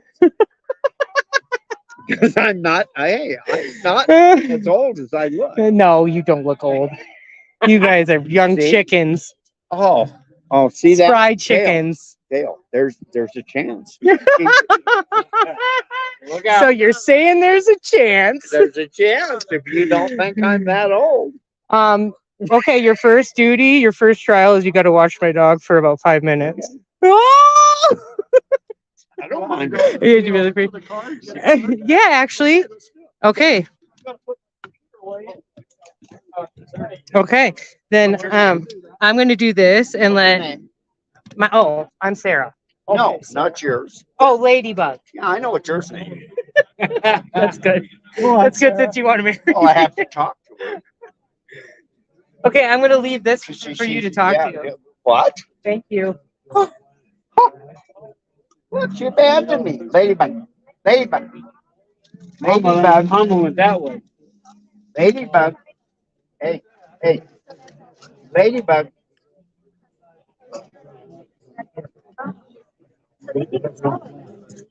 Hey. Are you gonna come back here and talk to me? Mom, I'll be right back. So, yeah. Come on. I'm not gonna drag you around. You have to listen through. But hey, if you're gonna be coming around my house, and you have to learn to listen. Well, Just a minute, the mic. this is my first trial. Yeah, sure. Don't you understand how all the knights have to go through the trial to be able to win the hand of the fair maiden? Okay, no, Ladybug. Come here. What's the name of that book? Which book? 60 chickens are good. No, I'm talking about Muncha. Huh? Something about the lake. Well, that's He mentioned it up there, so. Let's get going about 7:30, so. I have no idea. 15 minutes and get rolling. Who was talking about it? Something right here. Oh, Gail? Oh, it's Gail's book. What on, Can we do what's that? that? Wait, chickens. It's just buying chickens. Yeah, Cedar Point Public Book. Yeah, get a copy of it. Did Mama feed you? Ladybug. Hey, Ladybug. Don't ignore me. There you go, babe. Do you need something to eat? Did you feed you yet? I'm assuming she did. Wow. See it. Lander here. Okay, Yeah, I got it. it's Gail Bascom. Ask him. Yes, Gail Bascom. EAS. Bascom. Dad, hey, Daddy.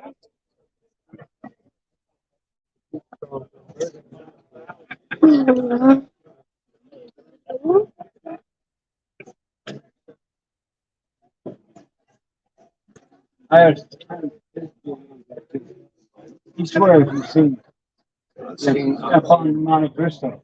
I've seen him twice. Got the shit kicked out of me once by time the first time.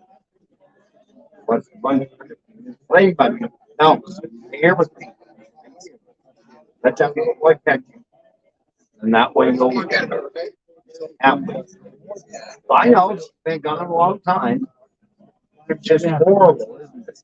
It has such anxiety, separation anxiety. Let the little boys met and take care of you. Yeah. Yeah. She turned me over to you. And that's my first task. Is to hold you. And so we're not going to fail.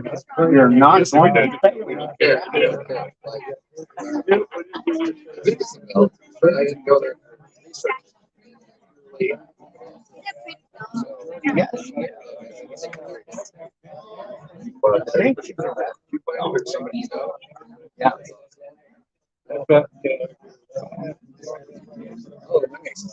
Sarah and Matt. That's one of the reasons why we have. It's like the size of peanut butter.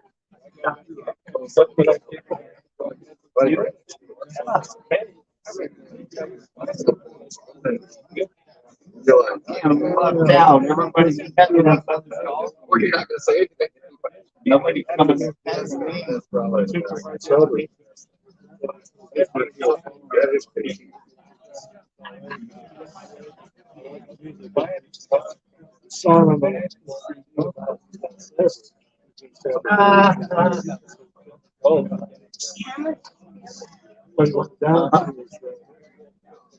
Like that. Like we had that. You know, things she liked. You guys know that all dogs like to have their stuff. I didn't hear. Okay. Because what it does.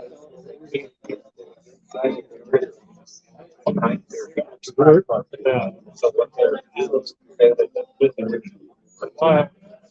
like you said, roughly. So this is what the fine. Oh, he's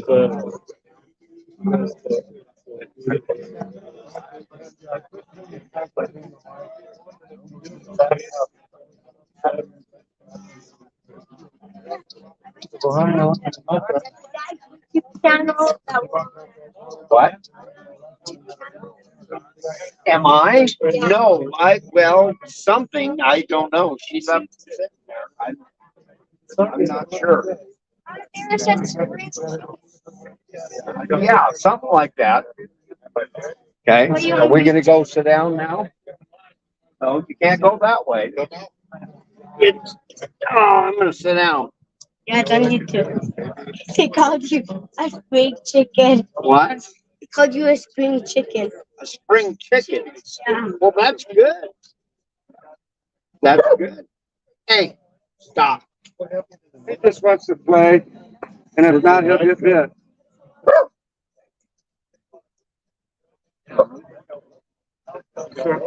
You guys figure out what's going on. Just don't knock that tripod over with that camera, that phone. Because I think she's live streaming. I'm not sure. Yeah, she like me. Yes, I don't know. And me, we're on. Huh? We're on it because we got to pass by and get to. Yes, but I think you have to be out there in order to be on it because I think the angle's a little bit wrong. It's facing. Whoa. She's got it faced backwards. Facing this way now. Huh? The dog went over there. Can you see what? Where'd it go? I will get Yeah, it.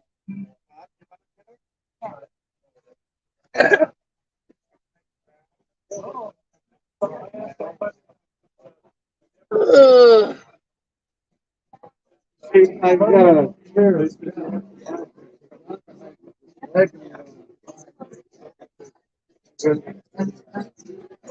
Did you smell her coming back? Huh?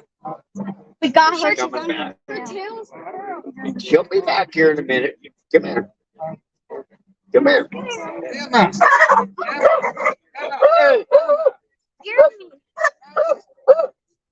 Stay away from that. Okay? She is underneath for some reason. She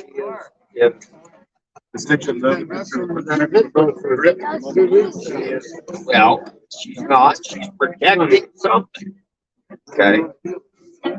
She got tricked. That's all.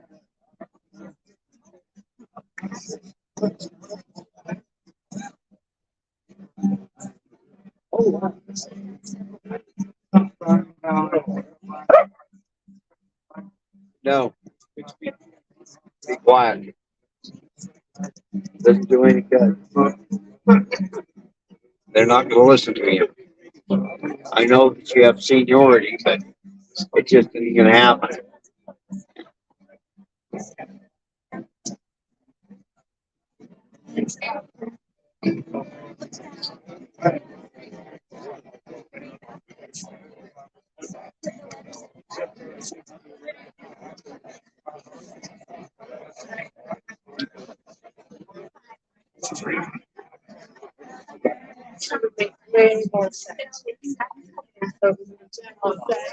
See? Can you hear her? Can you hear her? Huh? What do you think She's coming. What? What do you think she's protecting? All right. No idea. That dog almost bit us. Oh, really? Yeah, but that's why we just kept petting. She loves kids. She's like, I don't know what it is. She just senses that you guys are all chill and that you like dogs. And okay, so Dale, I'm going to have you demonstrate. And can you explain to me again what is in Okay, this? sure. So this chamber has chemically altered sand, This is a dowsing rod, by the way, for everybody that, sort of. or, okay, sorry, sort of. Sort of. Yeah, okay, what would you call it? A gold finder. Okay, I like that. And you designed this? No. The original guy is dead now, but Bob Fitzgerald took over the patent. And he makes these. Got you. In the extended chamber here, you have a nugget, gold nugget, of course. Yeah. 5 cylinder magnets, sulfur crystals, and chemically altered sand. So this is attracted to gold. What's the chemically altered sand? Is that? That's a good question. Somehow they adjust the pH. I don't know exactly. Okay. Okay. But it puts it in a chamber, lets it sit for a certain length of time. To give it a certain pH level. Okay. Yeah, that makes sense. How are you?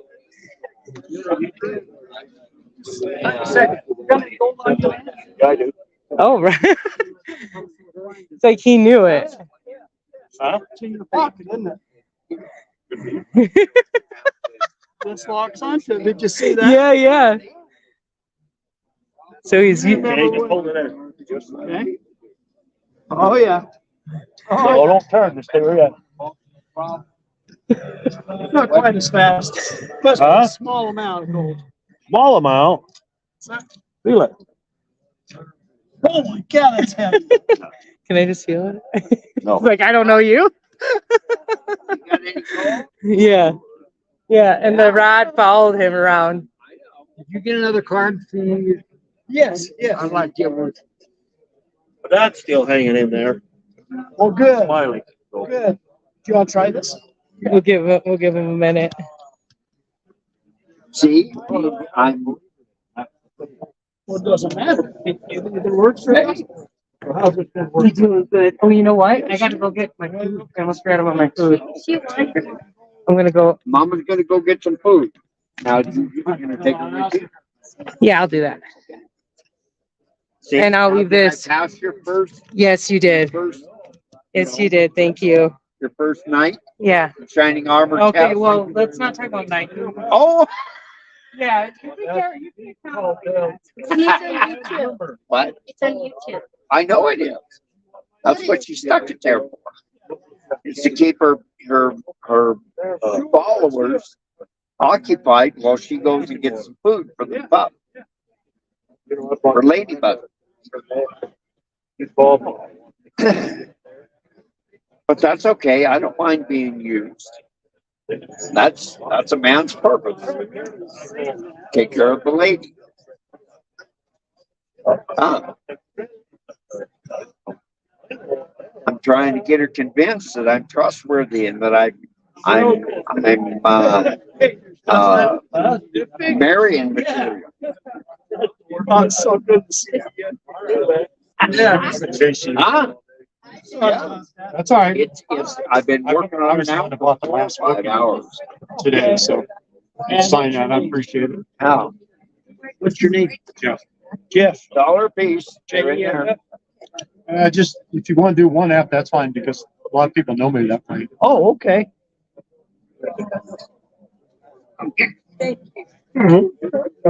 See, if you write the whole thing cursive and turn me upside down, hold up like that. We're Still not jump making in any that money way, so you turn it. Oh, there you go. I like that. Yeah.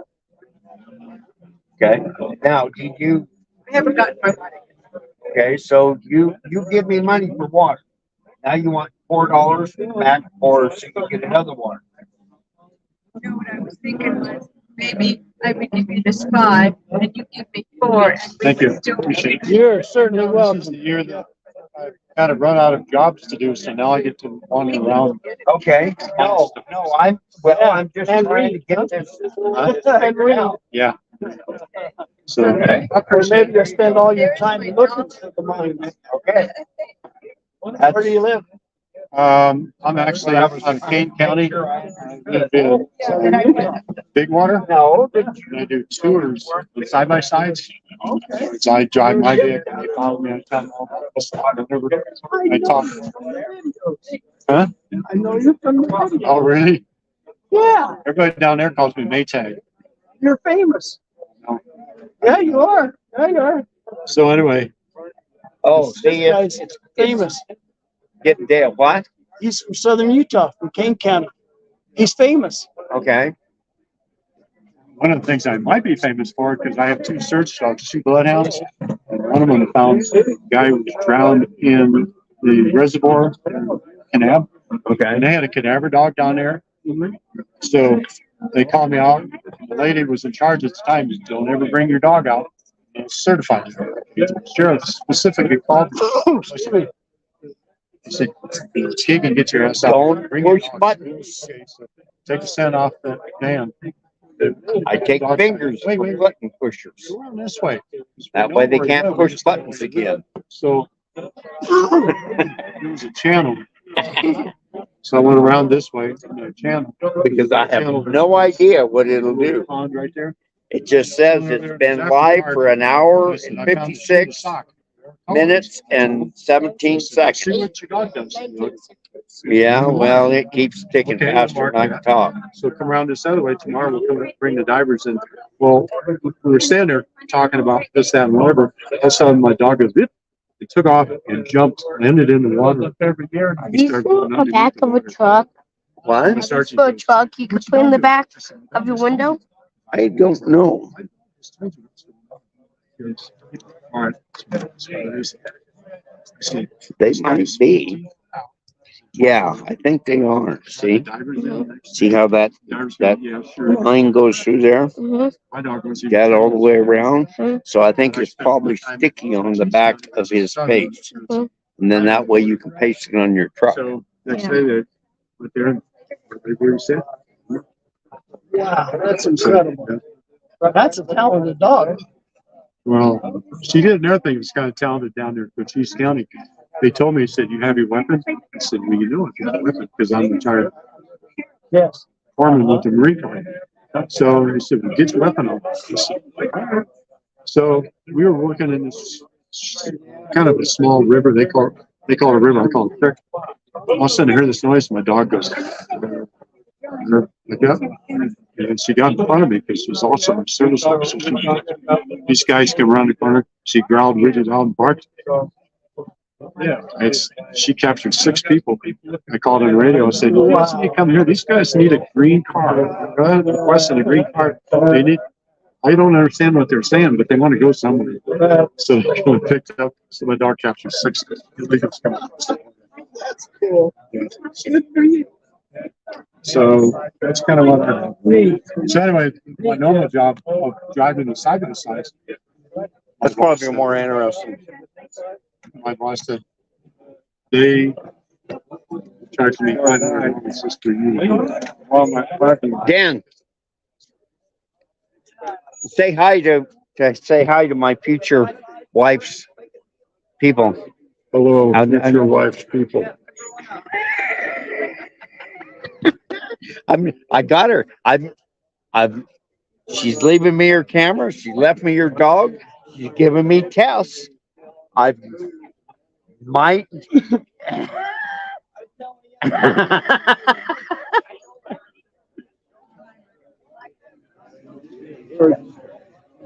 What time are you starting your session? 10. At 10? 10. Right here. Well, I don't know. They said I'm supposed to be over there where it says prospecting, but they took it down. So, But you'll be somewhere. yeah, I'll be around. Just, See you then. Thank you. yeah, I may be up here too, because I don't know. I'm trying to find out if I can get electricity up there, because I'd like to bring a big screen TV and be able to project it off the computer. Yeah, I'll be here. Oh. Yeah. So, But more about Like So water there's a place we just have, like, kind of rest or whatever. and there's a big bowl of- No, it's just- Excuse me. So it's fun, yeah. There she is. Queen for a day. Mine and Ladybug's dinner. Okay. So nice. I'm, yes, it looks wonderful. It looks just I didn't, beautiful. I didn't get the Yeti foot, but I might later. You should go get that. Why? Do I look like I need more food? Huh? You got to eat at some point, otherwise Well, you stress your body I've out. already ate. That's the other Oh, half yeah, of my, that's right. I forgot you gave her some food. yeah, my breakfast burrito. I shared it with the dogs. No, with she's gonna get Ladybug. Chicken tenders. Yes. It's got to cool off. It's really hot. How do you think that I'm able to get so good a reaction out of her?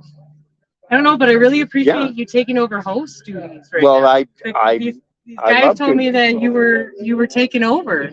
Yes. I'm not my first rodeo, girlfriend. Okay. I know you should keep a card. Yeah. Just a reminder. Lost Adams Productions. Yep. I used to make videos and that of gold mining. Very cool. Mm-hmm. And obviously, And treasure hunting. well, actually, Bill, why don't you want to retell the stuff about the Blue Mountain now that we're live? Oh, would you? Yeah, let's do it. Okay. Sit down. You guys need to learn You guys want to hear a cool story? that Oh, yeah, sure. You guys can need totally to hang out with learn her. that if a lady is standing, you need to get up out of your chair and offer your chair to her. Did you hear me?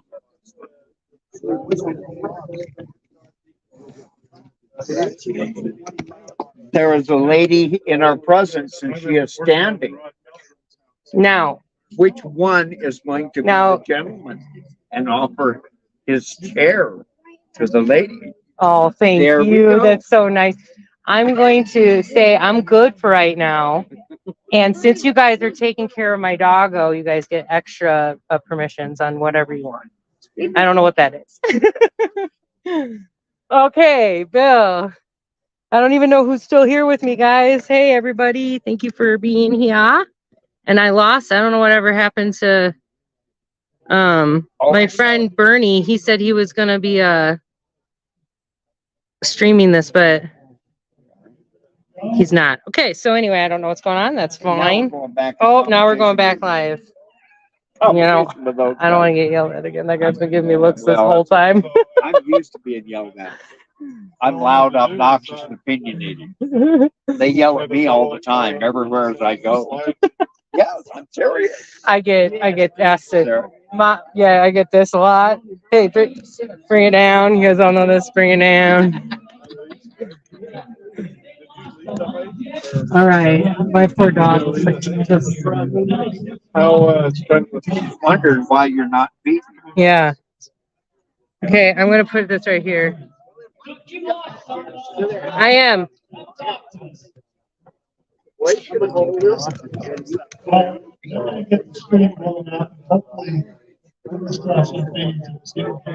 Yes, I'm just trying to not fall it.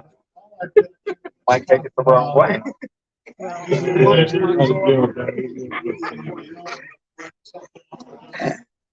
Over here. Much as I possibly can. Yeah. But I mean, it's really, really hard.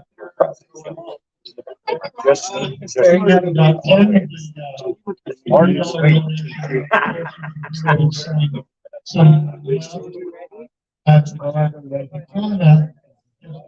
bunch of DVDs. So that's what she did last year. It's right over there in the box.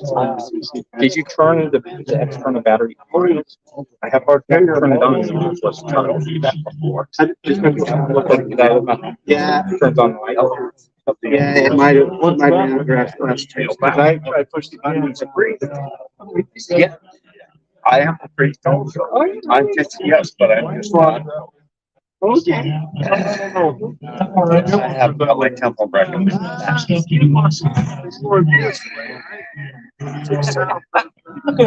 We have it on the dock. Oh, well, now they told me that there's two things I have to do. Stop drinking coffee and let's see, I can't remember what the other was, but you know. Coffee's like my own. I, Hey, John Matson, can you, come and hook us up here and see if this is working? You got a minute, John Matson. Shout in, call him John Matson. Tell my wife about what's working, Terry? about that. So, you know. And Terry's like, Well, that's all right. He's a little- I enjoyed the speech last week. That was really. can't see his screen. That one's And like. he can't get his live to work. Okay. All right. It's live feed, like that's why I'm doing it. So I'm trying to kind of compensate.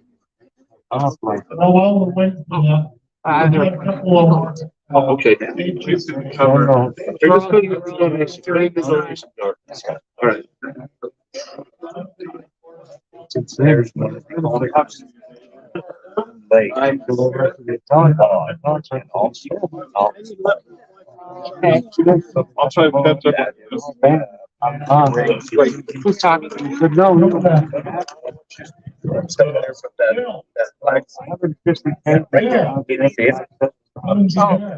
The teal shirt on? Okay. Yeah, that's definitely teal. It's my kind of color. Oh, okay. You know, are you? Good, see, I can ask you what color metal and mineral that rock is. Then and you can tell me the real color. And then you just have to follow my antenna. Look at that. What it really looks like because you see different than I do. Yeah, so I'm red, green, brown color. I feel like that's the thing I'm supposed to work on. Well, this is I was just born about 200 or 300 years too late. I'm supposed to be out there. Yeah. Hunting. Yeah. I'm gonna go hunting. I tried. Yeah. I'm gonna try.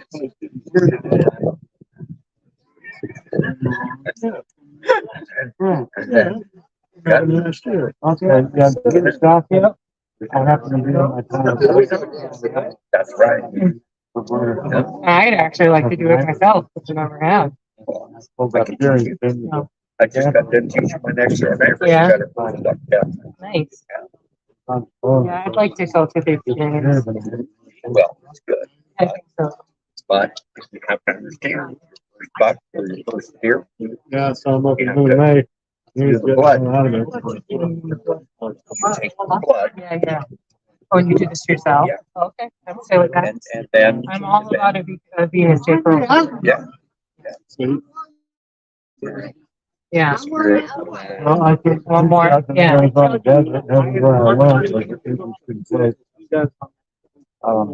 I like working last night. Now, what are you doing there? Oh. That guy over there stealing knife. You're Busted. Yeah. I helped get the eyes. Oh, you did? Oh, really? Oh, okay. Really? Well, That's your excuse.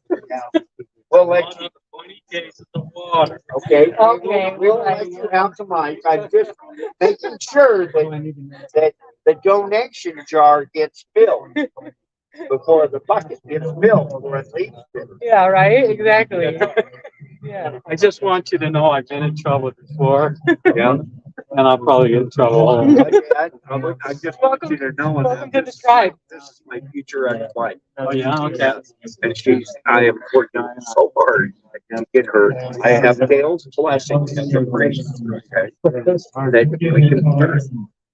So. Dale's blessing? Yeah. So You have your blessing? Well, I'm working. I find that life is a lot better if the other person agrees. Well, I'm working. She let me pass as the white knight. I don't know how good looking you are until I know how much money. Oh, okay. See, that's the thing. If that doesn't work, I Bring his computer. you gotta pay more than the Computer over here. Yeah. How do I tell him? I already brought it. I'm bringing it. Oh, is he starting? You're bringing him. I'm actually- Okay. What can a man do? You know? No, Well, she likes to go treasure hunting. And she asked me about the blue buck hunt. I know she was talking to you. Okay, and We've talked. so well, be careful. Yeah, be careful. From the person who gave us the blessing, gave me one. Good luck, buddy. Hey, I can, I'm doing the best I can. I'll keep it up, you know. Yeah. Can't get trouble for trying. Like, She's still talking to me, and I've told her I'm 73. So, okay. well, you know, I feel for a younger guy. I'm 69. Yeah, well, I don't know if that means anything. well, I have more experience than you. Right. That's the reason I'm not afraid. I'm not afraid to be rejected. With the I can- experience I have, Flexibility test. with the experience I have, I'll say good luck to both of you. Yeah, I Like I would said, experience I. yeah, I've been in trouble before, but I don't know if I need more challenges. Any of us really do. Yeah, I'm willing. Yeah, Just a little bit. Just a bit. I've even told her that she gets to go along now. We go hunting. What more could you want? Yeah, but she has to marry you. Well, that's part of it. We'll see you next year. Just let me know when you set the date. Yeah. See? It's coming out. She's. I love you, baby girl. Oh, shit. There's so much fun. Until he got nasty. And then what did I do? Can you forgive me, please?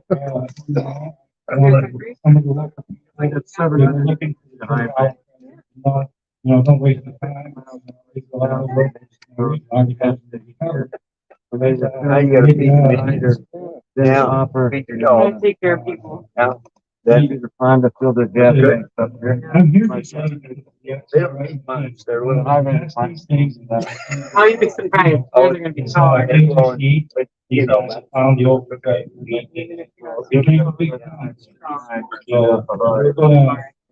We go over the whole story today. I'll be real close to you. It's flashing. Treasures. Probably get that a lot of you. Just like each other.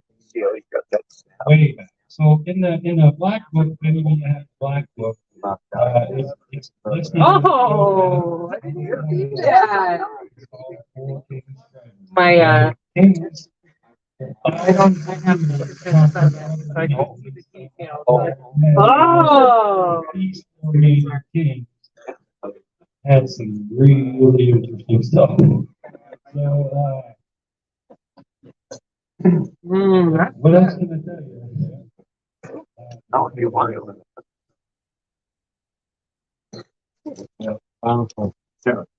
See that sign there? We're trying to get photos to match up here, and you'll be able to see the story from the southern, and I think I'm just fine.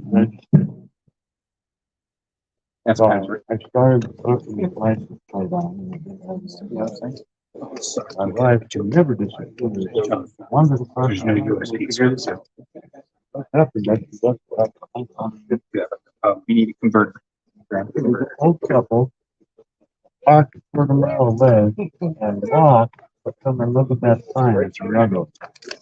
Yeah. I have So already. the legend of the Church Hollow treasures, I located it in a magazine on 1961. Okay, which one is this display? All West magazine. Look for the display. Find it. When it was by far the most, detailed version of the story. USB. I believe that inside, it's described in this magazine.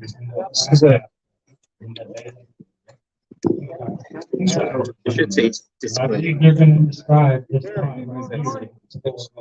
Put that in my closet and go back to, you know, somebody's going down the road, switch lanes across the road. That's a zip. And then put that sign out. Okay. Oh, this is embarrassing for him. In my opinion. Level. Okay, John, right here. That one, okay. Hey, technical difficulties. We're too loud now? So, Okay, here we it go. sounds good? Okay, hold on here. We're doing a sound test here. Okay, test. My name is Gene Carter. I'm from Missouri. Got a radio voice, got to talk loud. So we're trying to buy time to get these screens on. This thing isn't working yet. It's got to be darker. Man, we're sorry about this. We thought we had it covered. But Gene's got one heck of a story here to tell, but he needs his pictures to tell his story really well. He can tell his story good because he's told it to me good. And but his pictures would help him out. So we're kind of derailing him here, and I'm scaring him right to death here. So, John, how we coming with the TVs? I'm definitely putting it up. He's back there trying to figure them out. He's working on it. So, Gene, can you go through some of your story and show these things for now until we get this screen going, or is that you got to have all your man? Because it's going to screw him. It's going to screw him up bad not having his. Yeah. Okay. Where are the remotes? Okay. So let's do this. Turn those on. So we're going to fast. Go Is it start all turning right them on if in we the. do now? Or is that part of you want to do it part of the presentation? You want to wait on it. So I want to tell you that Gene's got an artifact here that came out of the cave he's going to talk about. And the only reason Gene even came out here is because he's been trying to find an XRF gun to do a test on this to see what it is. He's pretty sure, confident in his mind what it is, but everybody else is calling him a fraud and a fake, and he wants to prove it. So I guess it's part of his presentation that he wants to. So what does that mean when you're doing that? For the people don't know? You do a beam test on silver borders. Silver rings like a bell. That's not right.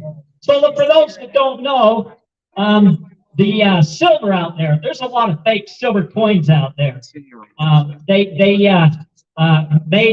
Made in China, made in Mexico, and they're not real silver. And the one test that they do is the ping test. So, There was a bunch of them earlier. Okay. I always saw two. I've done several tests on it. We've done an ice cube test. If you lay ice cubes on it, you can lay an ice cube beside it and put one wrap in your hand, okay? So your hand is like 97 degrees or you're gonna be dead, right? So you wrap all the way around the ice cube. At the same time, ice cubes are set on top of the bar and one beside the bar. The ice cube beside the bar will not melt at all. And the one on top of the bar, although it's only touching one very small spot, it will melt immensely faster than the one wrapped in my hand. So the power of silver is that it is not heat conductive. When I have an ice cube in my hand, that ice cube turns my hand to like 40 degrees. And that insulates that ice cube. But that bar right there, even though it's cool to the touch, say 80 degrees, that one little spot touching that bar, that ice cube melts quickly, way quicker than the one in your hand. Because it's staying at 80 degrees. I don't know. That was, what's his name? He was doing that earlier. So we done a magnet test. Every time you have a silver coin, you could take a ramp or a ruler or something. You put a magnet underneath it and slide a coin down the ramp. So if it's silver, it will slow down. John? And then confuse it. If it's aluminum, it will shoot down the side. Terry, I think. Terry might have. Steel, it will stop. Okay. So go ahead and plug it in. It's already adjusted with that, right? Okay, test it. and see It's how a close magnet, you want. get your finger caught and it breaks your finger, it snaps into something. Okay, push the right arrow. Let's see if Okay, it you works. have to pull 500 pounds to withdraw that magnet from its surface. So silver is such lightly magnetic.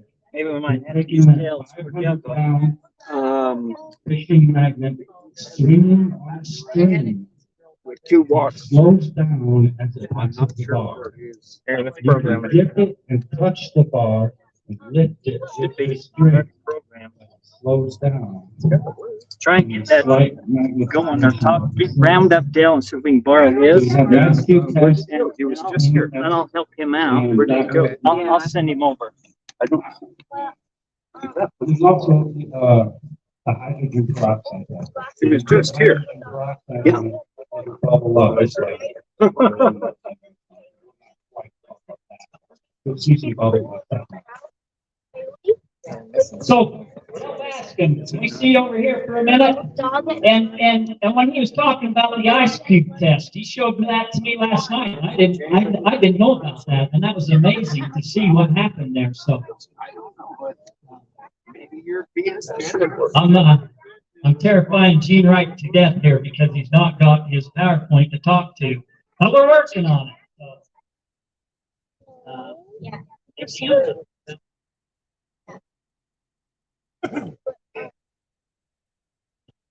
So ECQ starts here and out. Yeah, yes. This is not working. Oh, that works. What did you do? Okay, so Well, that just. we're at, So this apparently screen's something still works. too light for this screen, so we're going back to the TVs over here.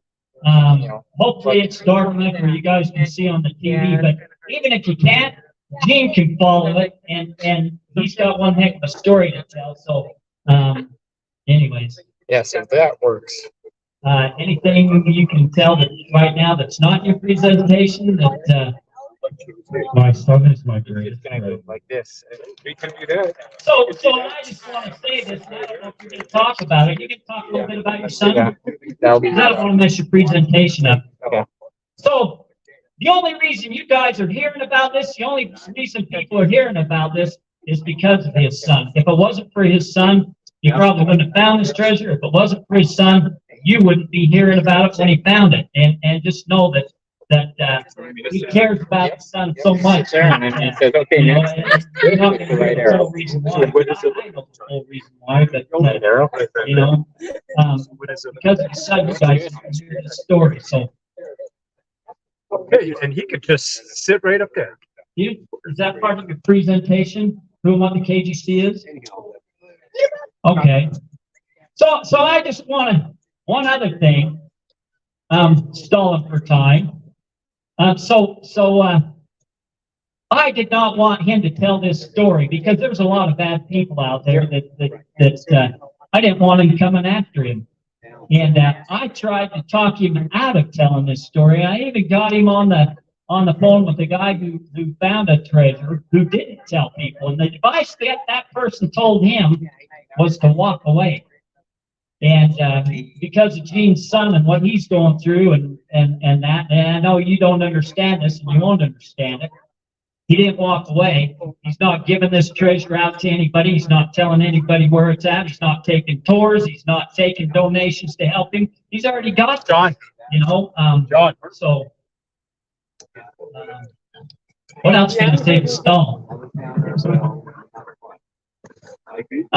Are you gonna go over the Knights of the, who the Knights of the Golden Circle? That's the KGC. So just give them a quick, without destroying your presentation, Put just that one back. give a little bit of history of the Knights of the Golden Circle, or what you can that won't destroy your, to Stone.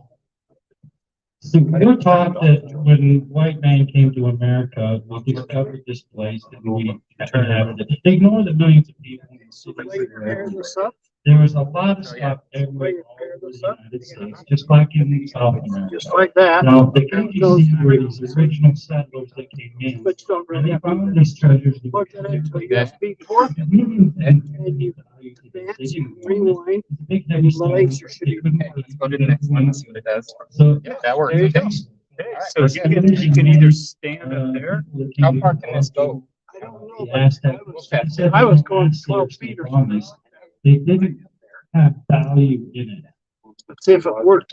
All other leaders in history have value in gold and silver, but the Aztecs only wanted Thank you. So the KGC are the Knights of the Golden Circle. The original settlers that came here and finding these treasures. The Knights being the Knights Templar. The Golden Circle being the Golden Circle of patches of all. Is North America. Okay, let me try up there. You tell me if you see it, Joe. North America, down through Mexico, Cuba, up through Florida, and then it was back to the United Oh, States. the other one was. So they were finding all these treasures. Now, the government Is that flipping through? got wind of this because the KGC were not surveying cars directly at the New It's working. Let's go see And this was in 1854 to 1856. So you're saying it doesn't change? So they were catching this treasure and the government started what they called the military class. And reset the presentation. Reset it. And everything was chaos after that. Yeah, why don't you reset But, these Knights of the Golden Circle, they went around and they were finding treasures. You know, there were a lot of them everywhere. Families would contact them and say, help us find this, and they would send it to everywhere. To help them find these things. That's what they targeted. Close. Should have it on the main screen. So some of these. That's where you see have it today, presentation. they even hit their names. I looked up their You land X it out. records, It's gotta be in a file. their Civil War records. I reset it. Signatures are identical. There it is. But they're, spelling issues. They Okay. didn't want to become one because there's KGC in the south. We can try it. Okay, go and see if you see it switch. These three men that died in the battle at Wilson's Creek, this is the first battle of the Civil War. Let me unplug it. Let me go get his bus and unplug it. I'm trying to get her to buy this. Better run. No bus? Sorry about that. He was in charge of hiding people's money as well. See, they didn't have banks. Okay, shut it down. Yep. You'll know where it is. Everybody buried their stuff. You might have had a little bit, you might have had a lot, but everybody. Yeah. No PowerPoint. And, the KGC, but see, basically, Okay, I thought it was the PowerPoint. companies that went to battle, they collectively gathered their. Can you just change it? If it tells you just change it. It's not, it's changing here, but not over there. Oh, not on the TV. But it's got the picture. So he could have, Wait, unplug it. Let me see if it doesn't look at the screen. so they sent a lot of riders out to find not only the old ancient treasures that were found, but also the treasures that the KGC buried before the Civil War. How are we doing over there? See. I literally. Okay, keep it on that picture, keep it on that picture. Okay, go look at it. I'm just trying to find time where the sales. So they were, once we get rolling, we're gonna go over. Okay, about now. Same thing. Same picture? What is going on? Is it treating it like a second monitor? Oh wait, that's up there. Well, Okay, go out of it. Go out of the whole thing. Okay. Here. it's off now. Okay. Tell me if you see what we see. I guess, while we're taking care of the technical technical. Yeah, it's only showing this picture. I gotta tell you this story. It just showed you one picture. You put that. Yeah, it still shows the next picture. What is it? So, Go see if you see the bus. I don't see the I get bus. to hear everybody else's stories, but I do have a few stories. It's not the bus. It's not the bus. No, see, that's what's so What story weird. do we want to tell? So how do we? So we gotta say mirror screen, right? Yeah. We gotta say mirror screen, so you wanna mirror this. Brewer? I just bought this. Okay. So how many have heard of Mirror Brewer's the Cave? screen. A few of you? So, Let's see, guys. a long time ago, how many of you have heard of the mystery list? A few of you? So the mystery glyphs are a unique set of hieroglyphs of stats scattered clear across the western United States. They're almost Egyptian looking. There's a few characters that are 100% Egyptian, but you know, as a whole, they're not really Egyptian. But that's the closest thing to describe them. They're really carved, painstakingly carved into hard rock walls. Do you have a membership with this? Nothing on it yet. I got brand new ones. I accidentally stumbled on one in the mountains east of Provo, Utah, high in the cliffs, and trying to research and figure out what they were and what they had to deal with. I went through a lot of things of what I thought they were. First, I thought they had to deal with the Spanish treasure. I thought I found me a Spanish treasure marker, and I thought I was on my way to find Spanish treasure. And then I found out that they wasn't Spanish. And I thought, well, maybe they're Egyptian. And I tracked that down, and there's some similar ones to Egyptian. Then I thought, I'm thinking if I want to detour and tell another story that happened with that. But I'm going to continue with this story. No, it's too crazy. It's a wild, crazy story with not a happy ending. It's with not a happy ending, so I'm not gonna tell that one. So, anyways, trying to research what these words, I heard that there was this professor, college professor, who'd done some research on these, and I found some information that there was 12 other of these symbols scattered throughout the western United States. Mine made number 13. They didn't know about mine, and I made it a mission to try and figure out where these were, and I did do a lot of posts, videos, a lot of things I tracked down, and today we're up to 37, 39 of them, something like that, scattered throughout the western United States. But trying to figure out what they were, I heard there was this college professor who did some research on them. And so while I got every book that he wrote trying to figure out what he said, and they wasn't talked about in any of these books. So I went to the library of the university we was at, and that's when it was had any more of his books, and every book that they had was the books I had. And I talked to the librarian, and I says, well, I've heard that he's wrote some papers, wrote some books on these mysterious symbols. And she told me, you might want to check special collections, because special collections, these professors, they'll write a paper, they'll do a book, they won't publish it, but they'll turn it into the special collections. So I went down there to special collections and asked for that, and it just turned out that this professor just passed away, and his wife just donated all his file folder, all his research, everything, special collections. There was 24 apple boxes, clear full of the filing cabinets, folders that was in his filing cabinets. And I went to ask to see that stuff. The curator was leaving to go on a mission for his church, and he left notes that one of his friends wanted to come and see these research papers from this professor, and that his friends would come to ask for him. Well, when I went there to ask for him, they thought it was me. And so they pulled out 24 apple boxes, clear full of these filing folders. And when I seen it, what was in there, man, that was a treasure hunter's dream. It had all kinds of, and that, by finding them mystery glyphs, it kind of switched me from looking for the Spanish treasure to looking for the ancient stuff, because that's what I thought they were. I thought these had to deal with the ancients. In fact, that's why I found everything. Well, I'll get into that in a minute. But when I got going through these filing cabinet folders, man, I spent a lot of money photocopying everything I could that interested me. And one of the things that was in there was Brewer's Cave. And so I got all the files. I got the personal journal. I got everybody that was involved in that. I got, so I went through and I phoned everybody that was still alive and talked with them. And I got a hold of J. Golden Barton, who was along on all that stuff. And he gave me a copy of his unpublished manuscript. This professor, he was given a calling by his church. They was getting letters from all over the country saying that they found this ancient stuff, that ancient stuff, that needed to be checked out. it was his calling to go check all this stuff out.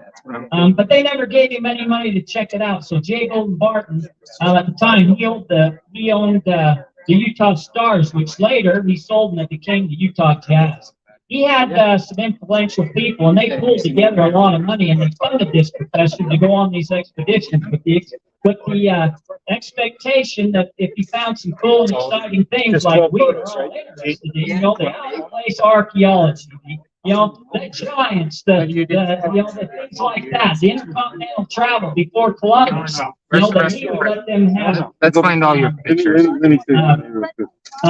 Be privy to what he found and what he was doing. So they put together a lot of money and for him to go on these expeditions to check this stuff. They checked out, I don't know if anybody knows about Father Crespi, Juan Moritz and the subterranean tunnels in Ecuador, all kinds of things they was checking. But in return, this professor invited Jay Golden Barton to go along with him, and so he took meticulous notes. And those meticulous notes, I got a copy of it along with his unpublished manuscript. So, now, like I said, one of the things was Brewer's Cage was in here, and I called everybody, including Jay Golden Barton, and got a lot of information. For those who don't know what Brewer's Cave is, John Brewer in the 1950s, he wanted to know. Man, I'm going over to Thomas talk from last year. Sorry, Thomas. Right here. So, Where's the just stalling for time. So, I gotta have a drink here. They like make the like a bounce. This is it. Okay. This will actually work on mine.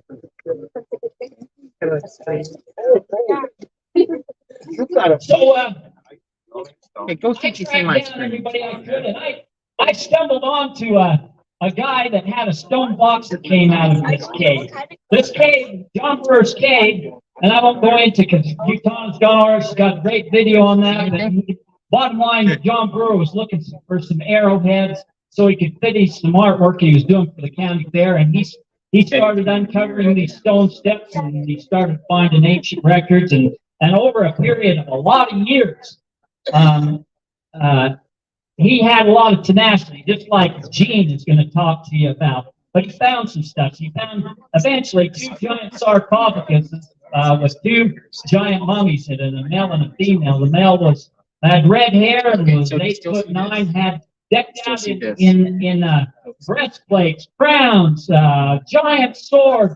The woman was 7'8". She had blonde hair, same crown, breastplates, daggers. And then there was a whole wall full of these stone boxes that was wrapped in cedar bark, and then they was covered up with mud, so it looked like just a wall in this cave. But one day, water got in there and flooded and unearthed, washed some of the mud off, and he could see the bark, and he was wondering why bark is hanging out of that. And so he started investigating it, and there was a wall made out of these stone boxes covered with cedar bark. Well, I tracked down somebody that had one of these stone boxes, and because of that, I formed the Ancient Historical Research Foundation with a few other people, scientists, some archaeologists, some money backers, and originally it was to figure out if Brewer's Cave was real or not. And this was before the internet. I didn't know about giants. I thought this was crazy. I thought it wasn't real. So Brewer's Cave. I'm wondering how much I want to tell. So Take it, reveal it all, Terry. Come on. Where's this? I tracked down through some of the clues that I got from some of the journals from what Jake Golden Barton had. I tracked down some of the clues, and I figured where it had to go, and I found that clue. And I thought, it's got to be here real close. So I started digging down, and I found a cavern. Inside that cavern, I figured where something had to be maybe the stairs. So I started digging down, and I started seeing a black soot smoke coming up from the wall. So I started following that down about 6 feet down. I started finding old tools, old candles. In John Brewer's journal, he talks about he wonders if the store owner where he's buying all these candles. Now this is in the 1950s. He's wondering if the store owner wondered why he's buying all these candles. Well, it's because he's in this cave every night, digging every night for 10 years. Now I started running into the old burnt cat candles, and eventually he was worried. You see it? I think maybe Access to. Eventually, he was worried that other people was going to find this cabin. And so inside the cave, there was a shaft that went straight up, and it never broke through to the surface. So he went on top and figured where that was, and he broke down through. And then he dynamited that original tunnel closed, and he would excavate, and he would drop down into this room 30 foot to where the ceiling was, and then I think the ceiling's another 12 foot. So he had to go like 42 feet to get to the bottom level of this tomb. And he would excavate, and he's by himself, so he can't haul up all this dirt out this shaft. So what he's doing is taking and he's backfilling the stairway that he uncovered originally. And so I thought I found this area, found this digging stuff, but for this story to be real, two things had to happen. One, the story has to be real in the first place. One way to check that out is the bark that was on this box that had these 5 copper plates and with writings on it and some pictures. They had to be, that bark could be carbon dated. So through the Asian Historical Research Foundation, we pulled together some money and we did some testing on the bark. And the university knew what it was. And they thought it was a fraud. There's no such thing as intercontinental travels before Columbus. There's no such thing as ancient records. Of course, if you go into the Indian records, you can see. That's another story. So you go into the records, and they had some of these records, and it's not very well known. I worked with a girl, and I was going through my brewer stuff, and I had plates, brewer's plates, and I was looking at them, and we was on our lunch break, and she looked over and she says, this girl was Navajo, and she says, my grandmother has plates just like that. And she told me that her grandmother was the medicine woman for their clan, and that her grandmother had given her mother one, and her mother has one, and she was going home for Thanksgiving, and she was going to get some pictures and bring back to me because I wanted to see if it was the same as what was in Brewer's cake. And she told me that the medicine woman thing passes down from the grandmother to the youngest granddaughter. She was the youngest granddaughter. And when it was time for her to go to school, when she was 5, they put her in a boarding school. And her grandmother come and kidnapped her and took her back to the reservation. And so she never made it back to school till she was 8. Her grandmother was teaching her the medicine woman ways. And when her grandmother passed away, she left notes, records, or maps to where she hid all her medicine woman stuff, and it was a way for her to find these 2 different ways. And one of the things was in there was this ancient records that her grandmother passed down to her. And when they was on the long walk, her grandmother had to take some of them records and they traded them to the soldiers for food to keep their family alive. And her family lineage was caretaker of these ancient records, and they really never let anybody else in the clan know. This was a secret thing in the family. So ancient records was out there. Well, one way for me to know if this story of Brewers was true was the carbon dating. So we sent it to a university, and the university thought it was a fake, and they expected it to come back modern. Well, when they did the test, it came out 2500 BC. And they was flabbergasted, and they didn't believe that, and they thought they screwed up. So they ran it again, And 10 times they ran that test, and it came out to 2,500 BC. Finally, though, they was doing some tests on some other things that came back older than what they thought they should be doing, what they should be. So they did some researching and figuring out that they bought a different kind of solution than what their machine was calibrated to. So they did screw up. So when they recalibrated their machine, it threw that test, that date from 2,500 BC down to 50 to 350 BC, which is still ancient to me, you know? And so armed with that information, I thought there could be some truth to this stuff. So I went looking, and that's when I found, you know, what I did. Well, for another thing for this to be right, that shaft had to be somewhere. I figured I found the tunnel that he filled in. That shaft had to be in there. So I got a guy with ground penetrating radar to come out there and look for that shaft. And we found a collapsed shaft. So I think I'm in the right area, but the problem is, it's in an area where you can't dig. I thought, well, file a mining claim and dig. Well, it's an area you can't even put a shovel in there. So I contacted a lawyer in Arizona, who we contacted the lawyer in Utah who did the antiquities. Has to write the antiquities laws for Utah. And we put him on lawyer-client confidentiality and not telling exactly where I was at. He knew kind of the story, and he told me, you just as well sell drugs, because when you get caught, you're going to prison just the same. So you get going to. Yeah. I don't think my wife wants me to go to prison, and I know I don't want to go to prison. So we're trying to work around that, and things like Information, man. That's great. so, but a unique story. Go out and just test it real quick. That's what I said. How we coming on that? Because I don't know if I want to tell this unique story. How we coming? There's so much information. Not getting any answers. We're almost there. We're almost there. I got nothing. So Okay. here we go. Signal. Oh yeah. Here we go.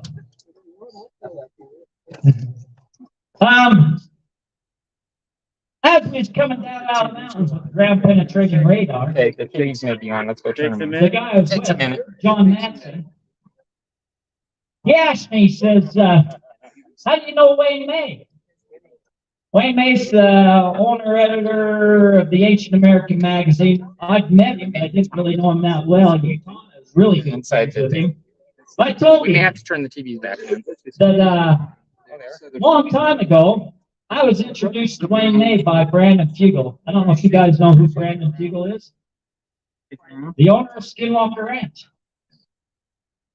So as we're walking down, John tells me, and I don't know if I should tell this story, but I maybe will. Only because Brandon told me a little bit about himself, and I'm not gonna maybe tell the whole story. I gotta leave some stuff out. But John looks at me. He says, "How well do you know Brandon Fugel?" I says, "I haven't seen Brandon in 4 or 5 years, but I think Brandon's a great guy." Brandon Fugel helped me start the Ancient Historical Research Foundation. Brandon Fugel helped me fund the carbon dating for the bark on Brewer's Cave. Brandon Fugel just wants to know the truth, whatever the truth is. I don't know if I want to tell this or not. Too late now? We're good to go. So, President will come and visit you. yeah. So, John tells me, that's interesting. Brandon stole some scientific equipment from a friend of mine.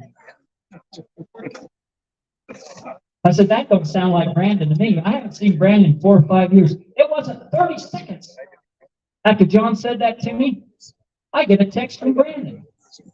I hadn't heard from Brandon in 4 or 5 years. And as soon as that's said by John, I get a text from Brandon. He says, "Hey, Terry, man, we got to catch up. Get ready to go down the deepest, darkest rabbit hole you ever been down. I just bought some property in the basin, and if you promise not to tell, I'll tell you what I'm doing.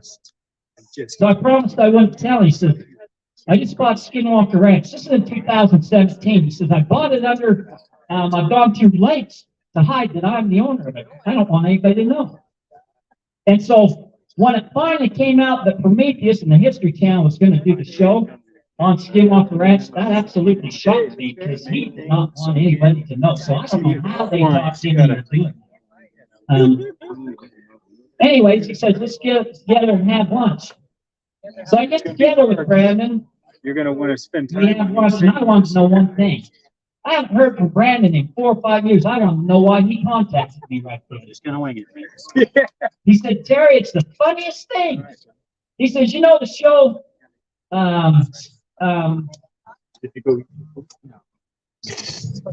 Close Encounters of the Third Kind with Richard Dreyfuss. He said that it was like that. He said, I've been thinking of you about for about a month now, but it hit me so strong that day that I had to text you right then. I said, Brandon, you ain't gonna believe this. I was doing, you knew about Bruce K. I was doing some ground penetrating radar. A guy told me, and it says that a friend of his said that he stole some scientific equipment. He goes, and he mentioned the name, and I won't say that. Anyways, it turned out it was lies. It wasn't true. It was all bogus, but it was bad information that was being spread about Brandon. And I got with John, because John's friend that was saying this, and John agrees. And so we're getting close to it. I think I don't want to tell any more of this story.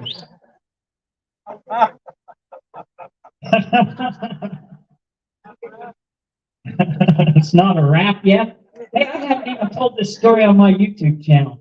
You know, and I wouldn't have told this except for Brad. How many people seen the New York Post on Skinwalker Ranch, the video, the New York Post?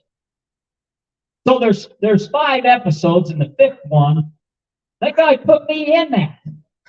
Did you see that?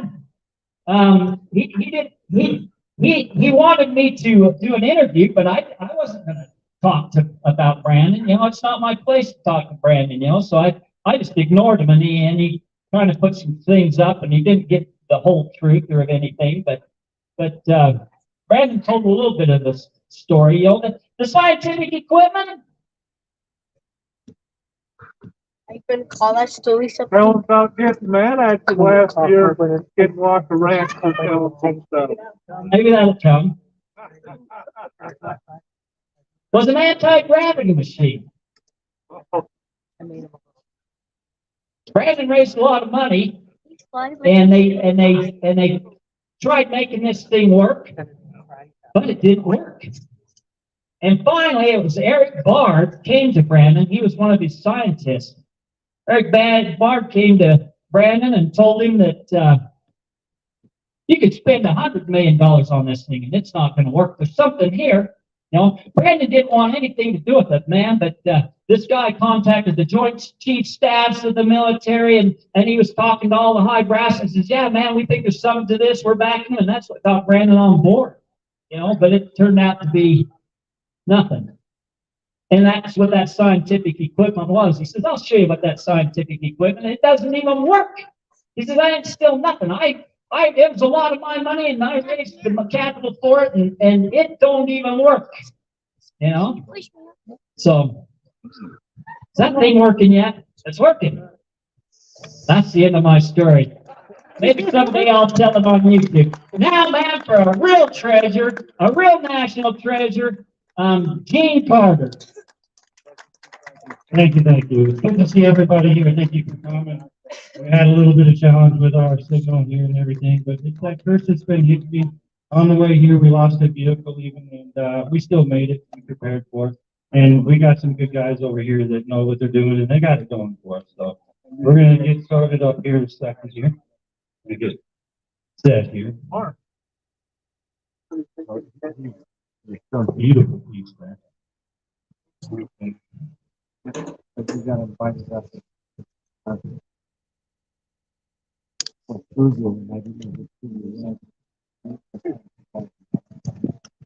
There's a picture of it.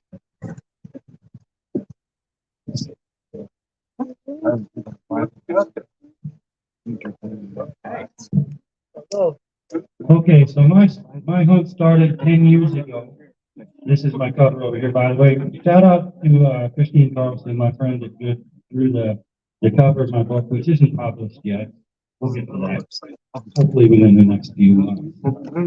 So my story began 10 years ago.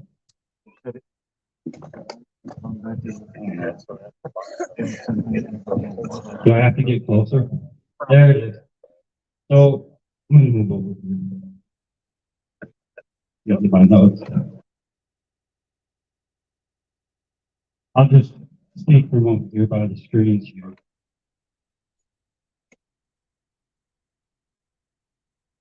How far over here can you get?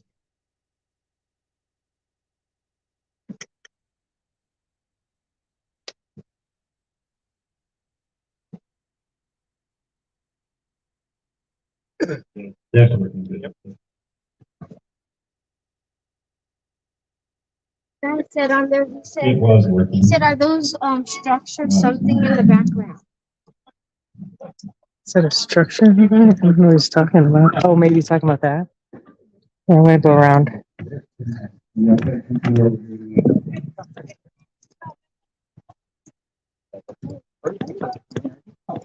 Okay, I'll just talk to him with you. Get my notes.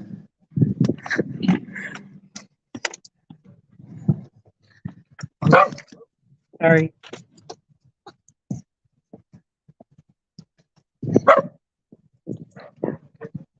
Okay, so 10 years ago, I converted a Greyhound bus after my divorce and decided to chase my dreams. So this bus, that picture's in Colorado there. It's in gold one. It's awesome. My whole life I've been collecting these magazines. So after my divorce, I decided to run off on one of these adventures. And these magazines hold some really fantastic legends. This is the 1968 magazine that I found that has the Church Hollow Treasure legend listed in it. Now, this legend is pre-Civil War. It was about three guys that went through a battle in Wilson's Creek, and two of them came back, and one of them couldn't find their money. Did I read the whole magazine, the article, or? Paraphrase, okay. So the three guys went to battle. It says two of the guys died and one came back and couldn't remember where his money was. He was mumbling a lot, had like treasure fever. He was confused by a lot of the clues that was given to him. So I looked at it differently than everybody else did. Now on this magazine, it has a map there. Let's see what this is. Oh yeah, okay, so this is a brief gist of it here. It says Church Hollow is a small rural community with a church and houses. The three men that went, I already told you that was different. The crest of the Church Hollow treasure was carved in the stone in Kaplinger Mill. And it is a kettle with three crosses in the middle with turkey feet on it. So the map that was in the magazine was at the wrong angle. I tilted it so you can see it north and south as it is in the map. The second carving, the first carving was oriented toward the second one pointing to it. Now, originally, many people that came before me recognized this as a crossed pick and a shovel, like X marks the spot in here. It wasn't. Okay, so the original carving with the crest back here was pointing at the first. If you put a compass on this carving, weather erosion would change it over time. So the heading was actually the 900 feet in between. That will never change. So it points, the first crest points at the second marking, and it tells you to go that direction. So the legend said 30 minutes.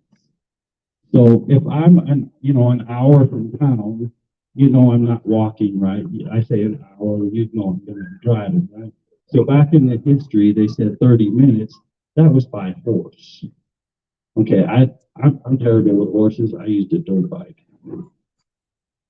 I just launched over the fences and kept going and looked and looked. I wasn't digging until I got permission, but I blazed through.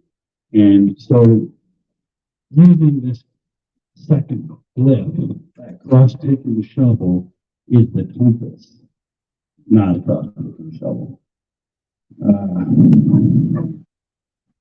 See, it's pointing. This is not directly north and south. No, well, straight up is north. This is north and south oriented. You can see that angle goes southeast. So the heading in Caplinger Mill, you can see the route that I took. It started in Caplinger Mill, and I rode 30 minutes on a dirt bike, and it landed me in an area called Bear Creek. Bear Creek is a very small town, and there was a large stone.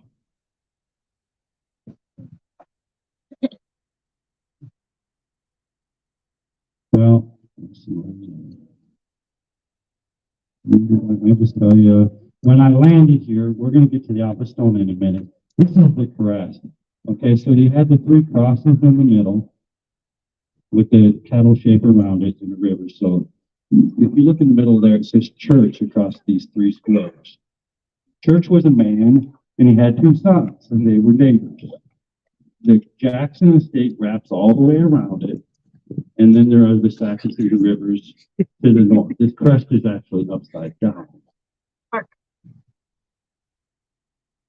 So this is how it orients here.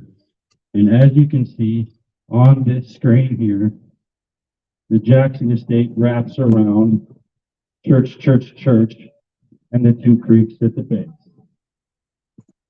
The Turkey Feet are the rivers.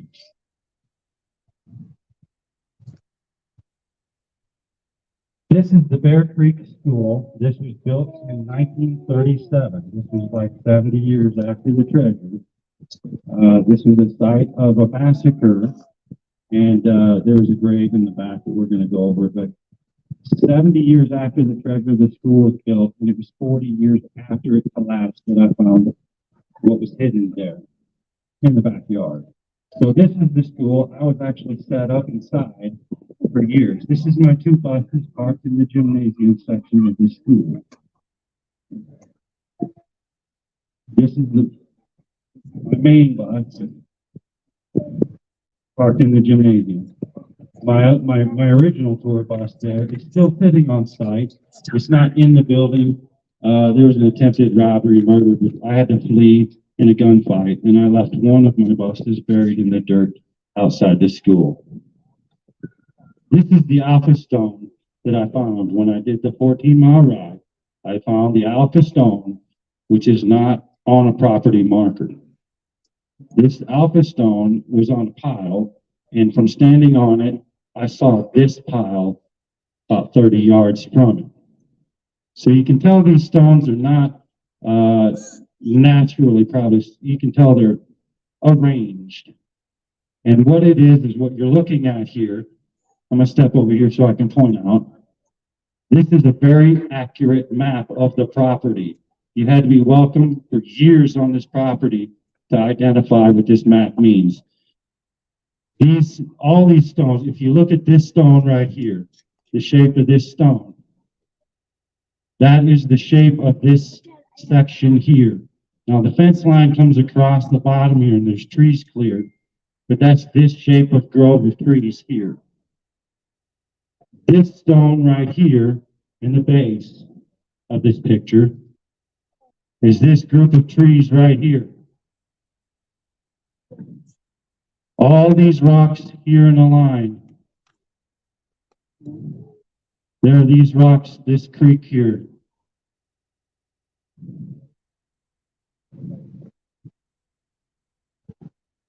These rocks here that are propped up, this indicates that there's a bluff line on the property. This dark line is the bluff line. There's a 40-foot elevation change dropping down across this line. This stone is a smaller version of a standing stone at the end of their driveway here. That driveway leads into the access to their estate. This is the turtle map, the turtle that was on the map beside what you just saw. This is the turtle shell, this is the turtle head, and there are flippers here. There was one flipper missing. You can see the tail on the top portion of this stone poking out from the back of the shell. There's a circle of stones here, the golden circle. So as the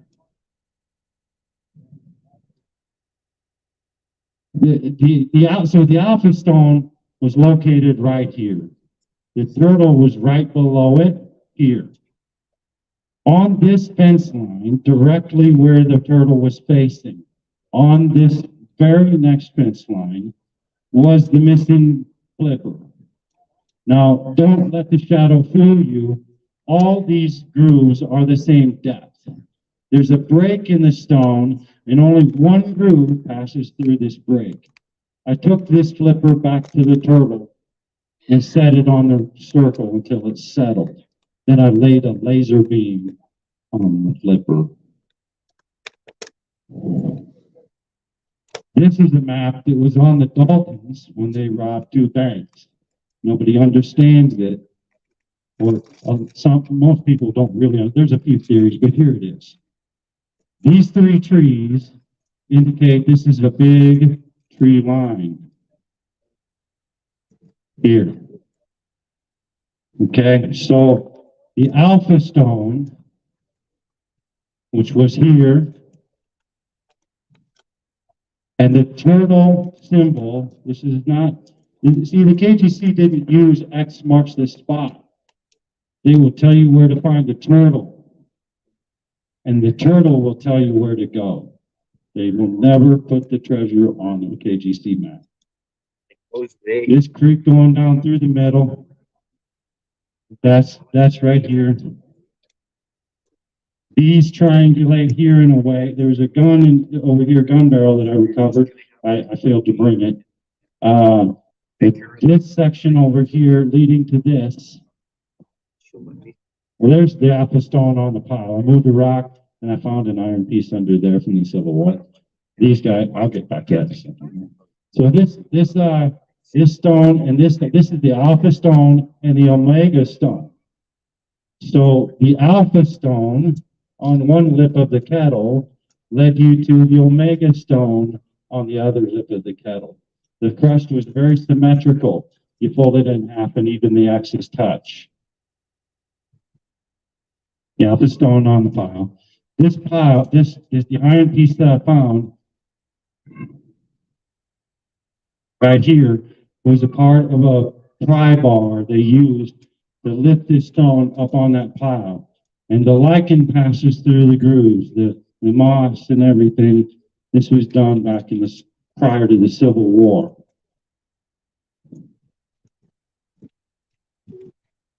So on an 1871 surveyor's map, the surveyor marked the alpha stone. He also marked the turtle map on the surveyor's map. He understood there was treasures everywhere, there were KGC everywhere, and they like to put a few little hints for other people later on. This was the Jackson estate. Okay, so Bear Creek was, they tried to change the name into Painterville.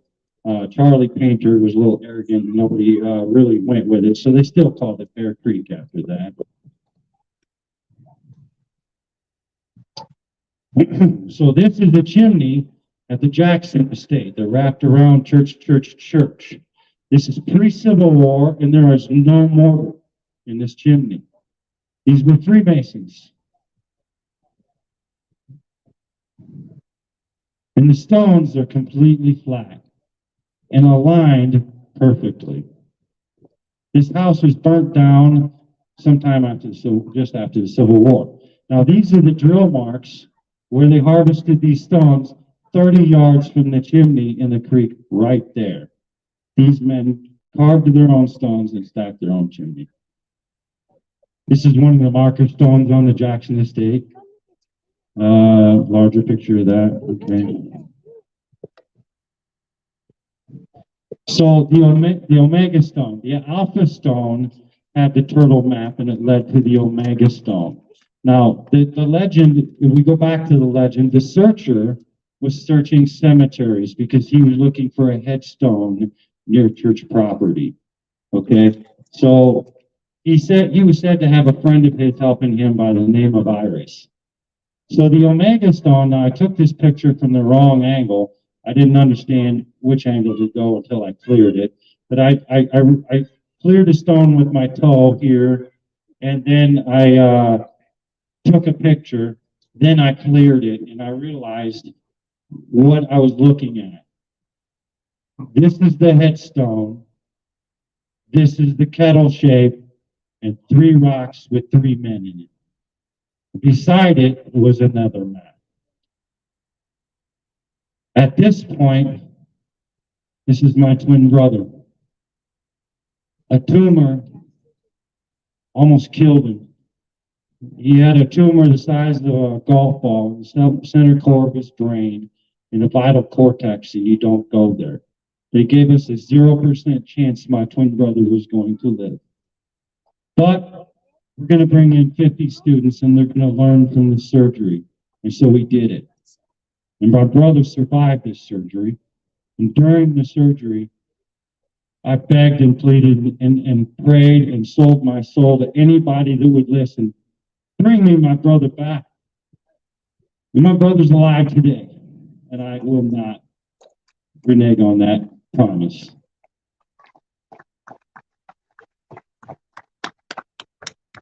The grave in the back of the school was marked on a map in 1871.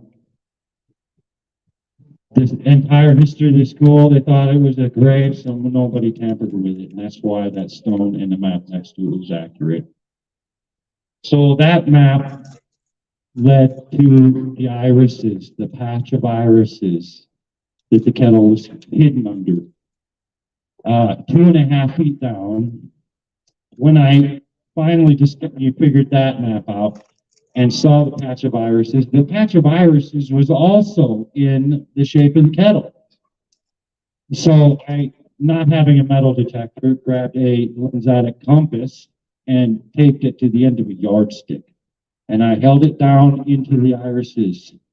And then Earth had magnetized the pot of the gold coins, and the needle jumped. And I knew I had it. So I dug it out. It was 2.5 feet down. This is the pot. It was made prior to the Civil War. The type of enamelware had changed after the Civil War. It became a more darker color with little spots in it. This one here was casted upside down, and when it was laid out molten red, they threw powdered glass on it, which made the colors. Okay, the inside is ceramic porcelain. I don't know what the texture is there, but the black rim says that it comes from Germany, and it's prior to the Civil War. There's no survey, no maker mark on the bottom. So if you look at the pot, it is shot in the bottom, and that is to drain the water. The shot protrudes downward through the metal and never crushed back, proving it has never sat since. There is the remains of a handle on this side, and it is gone from the other side. It has not been hanging, nor has it been sitting all this time. It was buried full of gold coins. So when I found this, nobody knew, but the purpose of the pot of coins was to hide a map. It wouldn't be found on a body on the battlefield. So as you saw that map, you would have had to been there years to learn that map, to explore that property. You had to be welcomed the entire time as a Confederate or they'd have shot you, got rid of you, they'd have run you off, okay? They didn't have Google Earth, they didn't have drones. It would have taken a lot longer than it took me, and it took me 4 years. The promise I made with my brother, over my brother's life, occurred right before I found this pot of coins. So I made a split with the landowner. He let me have the pot as well. And I buried my portion of the coins along with a bar you'll hear about. And I'm going to take my son on a treasure hunt to find those one day. They belong to him. Okay, coins are not proof.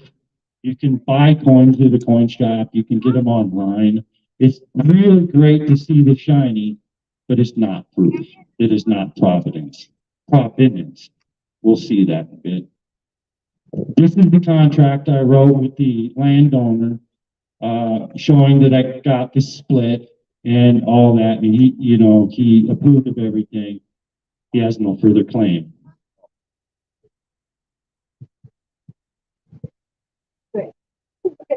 We're going to go down a big rabbit hole here. Anybody heard of Elk Island? Anybody want to know the truth? The Templar did not bury 18 ships on the first beach they came across. Okay? There's a lot of skeptics in the world. We don't like to believe everything we hear, do we? But we believe everything we read on Oak Island or see. Maybe they were wrong too. So the Knights Templar, they hid the treasure using the seal of Solomon, the Star of David, and it is on the flag of Israel. This is a copy of my map. This is an ancient copy of my map. Mine is a little more complete. The map that was in the pot of coins was made out of copper. I'm going to explain why I can't show you mine, because all these symbols, there are more on my map. Mine is complete. This one I'm going to explain. So the runic cross is not Indian. This is an Indian artifact. It is old and broken. They copied this. In the corner here, it says spiritual waters. Okay? This is the Great Lakes. If you see down at the bottom here, the heart with the faint sun above it. In Mexico City, Tenochtitlan, they would cut your heart out and sacrifice it to the sun god. This is the treasure of San Saba, lost at the Battle of Altamont. This is Utah. This is the map. Now, when you look at the center, the star, you see the circle with a dot in it. You see it on this banner back here. The circle with a dot means gold. 6 points in the star. Now, this is North America. 6 points in the star. The center of the star, north of Mexico City. There's a major point here in the Ozarks. You have to visit 6 points around the United States, or North America, excuse me. North America, 6 points. These symbols take you to those points to gather more symbols to unlock the center of the star to find the circle. So in the top point here, you have 2 dots with lines coming down. One's a solid dot, one's a circle. Lines coming down and 2 wavy lines. Anybody ever heard of the headwaters of the rivers? Or the Kensington Stone? Kensington Stone was found by Olaf Olsen in Minnesota back in the 1800s. Okay? So the Kensington Stone had the same writing as the 90-foot stone. My map is a little more complete. I'm going to add a couple symbols here. I'm going to tell you, the Jolly Roger was the beginning. The Jolly Roger is the skull and crossbones. We all know that the pirates flew, right? That symbol comes from the Knights Templar. They used it, then the pirates used it, and then the KGC used it. All the same symbol. And that symbol, the Jolly Roger, means you're looking for a grave, a headstone. Okay? So Oak Island, that 90-foot stone was on the surface. A pit is not a marker. A tree falls down, it leaves a pit. A pulley in a tree, that's forgotten. That doesn't tell you to dig here. Nope. So the 90-foot stone was on the surface. It tells you how to read the Templar heading cross. They call it Nolan's Cross. Nolan's Cross points into the waterway of the Great Lakes. And you sail all the way to Minnesota, to the Kensington Zone. Same writing. Why is the 90-foot stone gone? Back in the day, they'd have hanged you if they caught you digging up a grave robbing. Okay? So the stone was discarded because they feared it would be translated to say, here lies so-and-so. So the deeper they dig, the more they assume it's pirates. Then they need help. The rest of it's conjecture. So they didn't understand. I think they were part of a pirate crew that they had some basic understanding that there was something there, and they just went forward thinking that was it. Oak Island is marker number 1 of 147.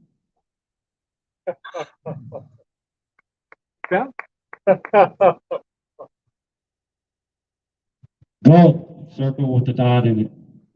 In the center in the Ozarks. Now there were many cities, the Ozarks, but there were many cities all over North America. There were millions of people all over North America. But they wanted to tell us that nobody was here, ignore these cities, we'll just bulldoze them, they never happened, right? So there's all these points that the Templar were interacting with the natives and later on became a war.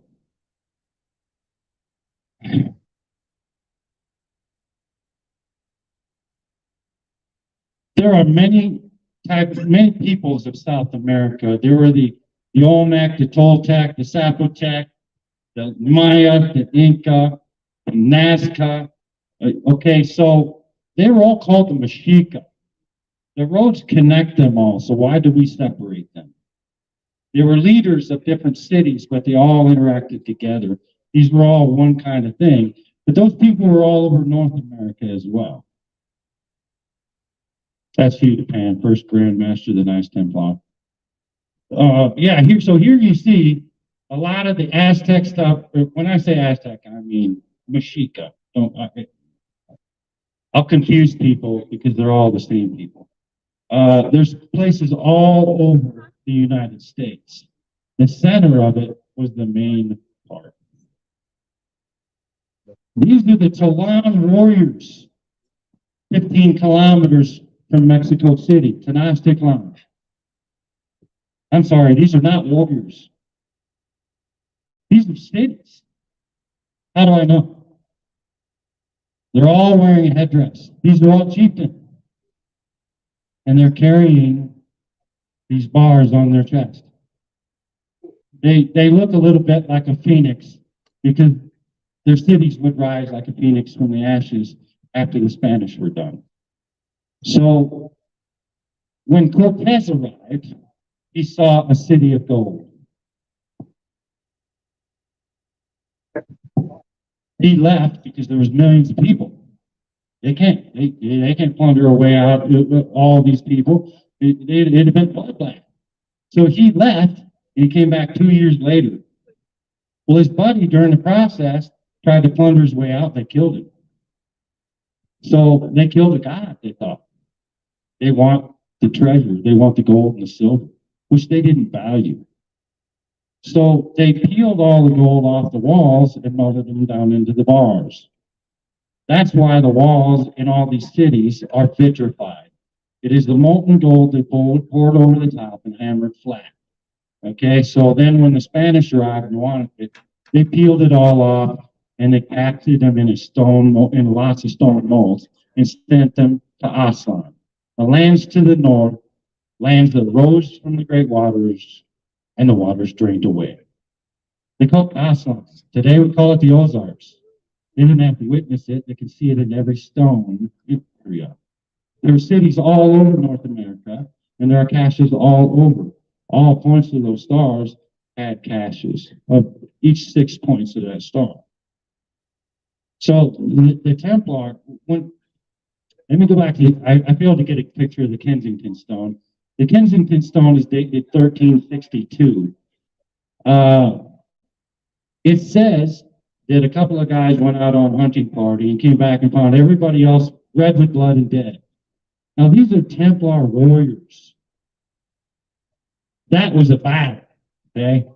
So the hunters didn't understand really what happened. It's just everybody's dead and there's arrows everywhere, right?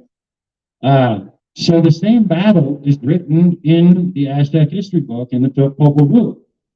It's translated to say, a bolt of lightning opened up a mountain and showed Quetzalcoatl the treasures of the world. Now that's mistranslated. These Mexica, they were describing what they didn't understand. So the bolt of lightning represents a thunderous battle. They didn't understand cannons or guns or anything. So a thunderous battle, and the Templar were outnumbered and defeated. And Quetzalcoatl took the treasures of the world and hid them in the Ozark Mountains. So the Templar were defeated, and Quetzalcoatl went south and did a lot of work down there. 200 years later, when the Spanish arrived, they added 7 cities of gold to the Templar treasure.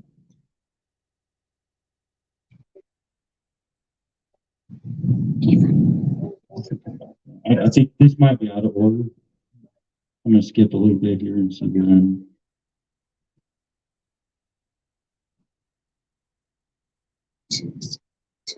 KGC, the Jolly Roger, right?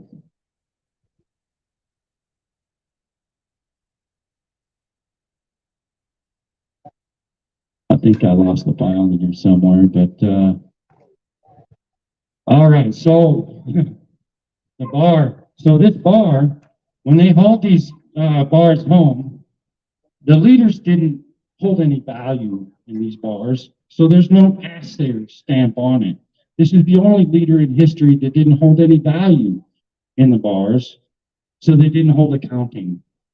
The people, the Mexica people, weren't going to steal from themselves if they didn't hold value to it. This is the only leader in history.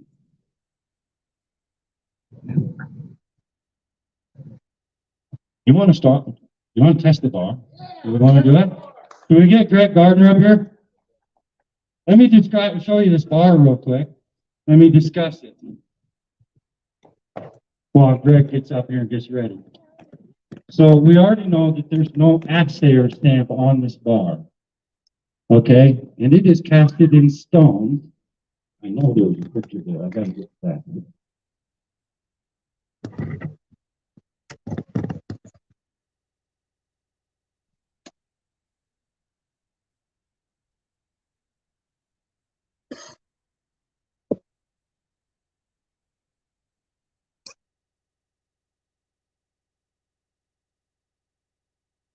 There's a lot in here. I'm seeing part of the bar.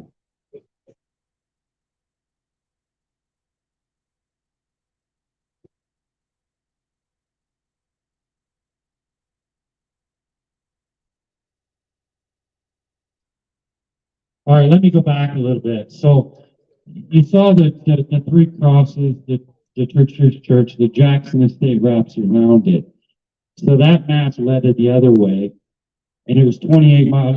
That map was symmetrical, and it also told me that my original heading was also symmetrical. So when I went 14 miles by horse, it told me to go the other direction. So I went back to the beginning, and I went 12 miles the other way, and it led to El Dorado Springs, El Dorado in the Springs, right? And the history of the town was started by Mrs. Hightower and the Kirsch brothers, but the spot was pointed out by Jackson, who lived 2 miles northeast of there, bringing it back to 14.0 miles again, making that symmetrical. Sorry, some of this is out of order.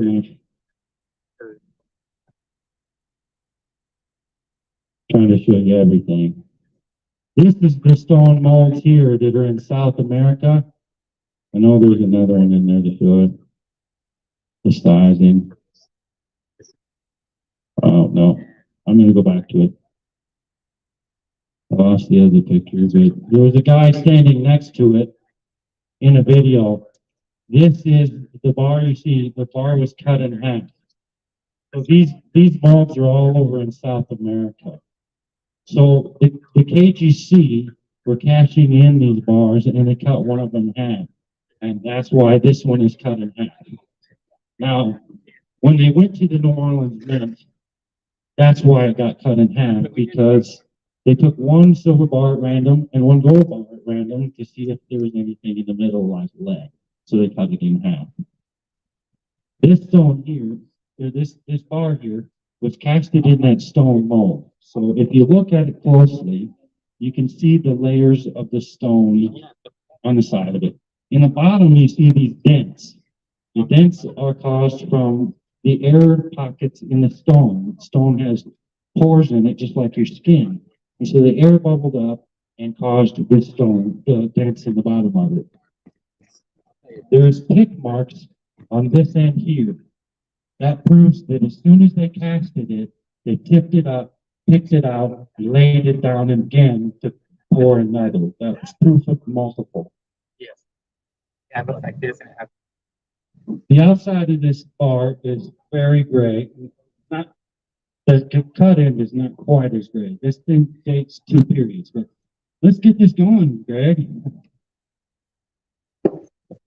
I've done several tests on this bar. We did the ice cube test, we did the ping test, we did the magnet test, and we did hydrogen peroxide. We're going to find out exactly the contents of this bar. And now the Aztecs, they didn't do things as pure as the Spanish did.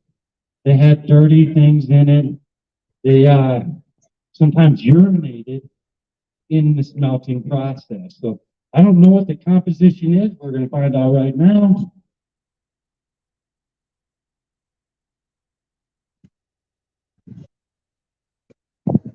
We're going to do 3 different spots on this.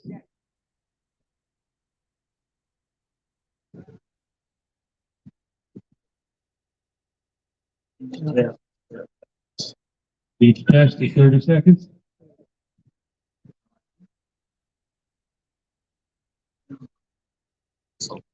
We're doing 3 tests and we're going to get an average of the 3. This is 30 seconds.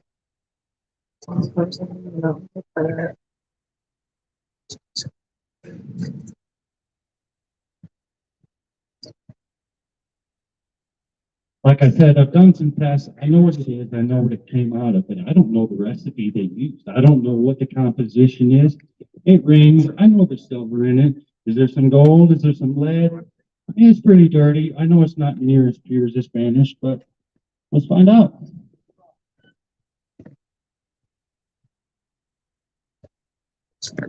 Oh, no, you're okay.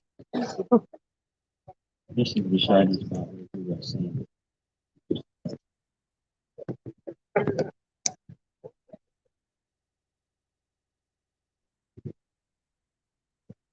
He has not run this test yet. He wanted to do it all night, and I made him wait till today.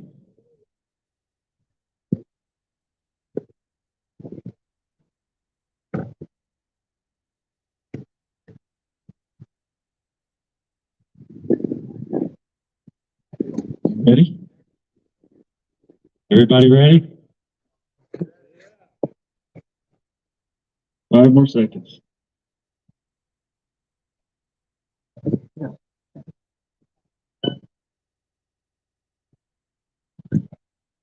You want to read it?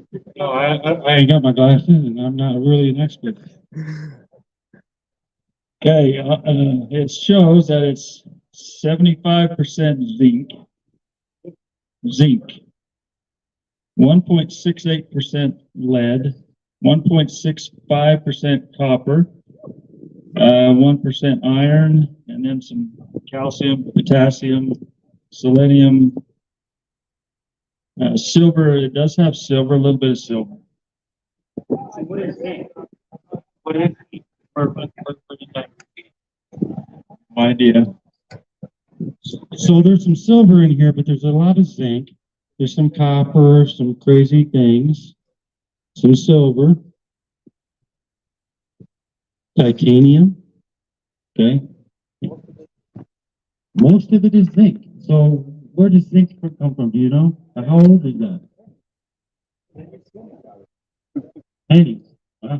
Okay, so you don't know. Anybody know how old zinc dates back? There's some silver in it and a lot of crazy stuff, but it's pretty dirty. Can you tell if there's any urine in That's uranium. it? Philosopher's Like I Stone? said, the Aztecs ate urinated in Oh, the they did. Okay. That's what Is that part of Uranus? Okay, so that's what it is. So just He did 3 tests on the other side, the front side, the back side, and everything. So, can we continue with the presentation here? All right. So the bars there, they came from the cavern. It had a lot of different crazy stuff in there. There's a lot of okay. So the map that led me to this cavern. There was a lot of markers. You see one of them up here. This is the Montezuma stone up here. This is the same face on it as the Olmec heads. oh.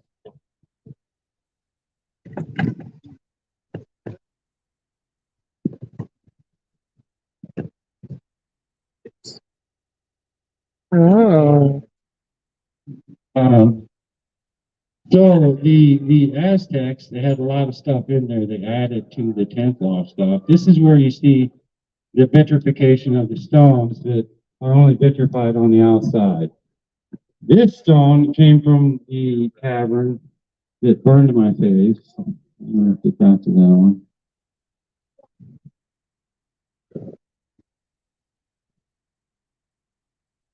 Okay, so there's a lot of records in there, a lot of books that tells a lot of things. And what we're told is this is the sun god on this stone. And this isn't the sun god. The picture includes the sky above him. So he's hanging from the clouds with his men. Okay? And those are not sun rays.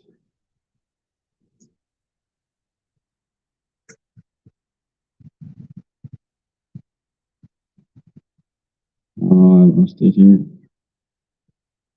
Going back and forth.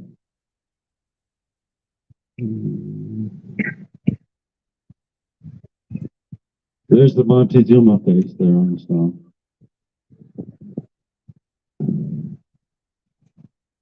Kind of out of order here.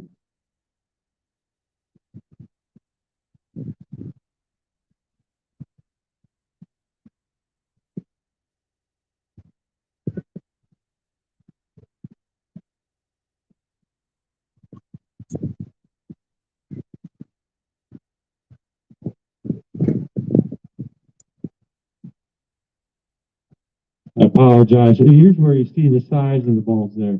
So you can see how mine's cut in half and I'll fit in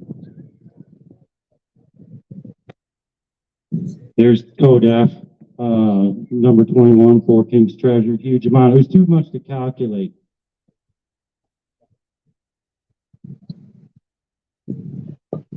Okay, we'll go down a little bit of a rabbit hole here. Anybody seen the helicopter and the spaceship on the hieroglyphs?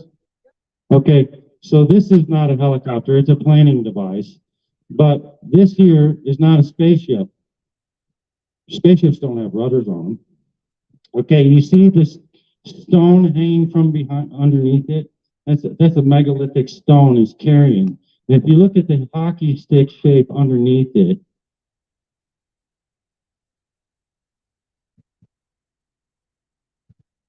that is Machu Picchu.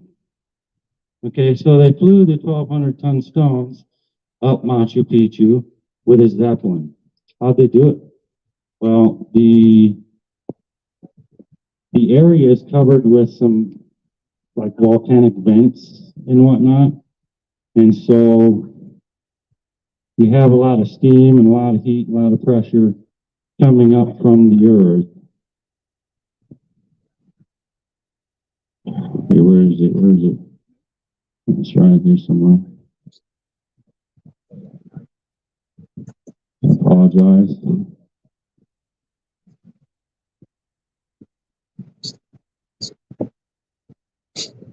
I'm not seeing it now. Okay, so these steam vents, anyway, they built these temples on top to harness that pressure of the air and everything and push it into certain areas. These stones are pinned together because of pressures, and yet they still exploded and blew apart. I apologize, I'm gonna get there in a second. I think. I lost the file there somewhere. Okay, so those temples were built to gather steam and pressures and that. The H blocks that were found in Pumapunku were gathered and arranged together, and they were already in a place they needed to be.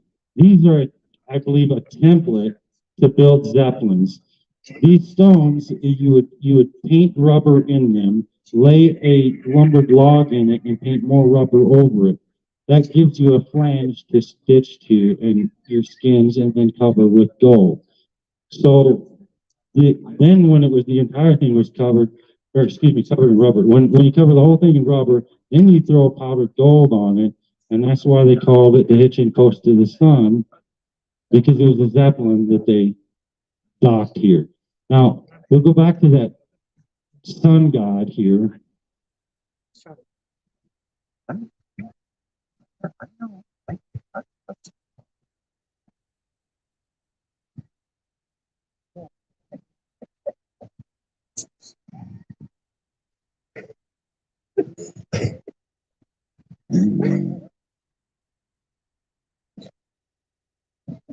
We'll go back to the sun god here. So he's hanging from a basket from the clouds, and so are his men.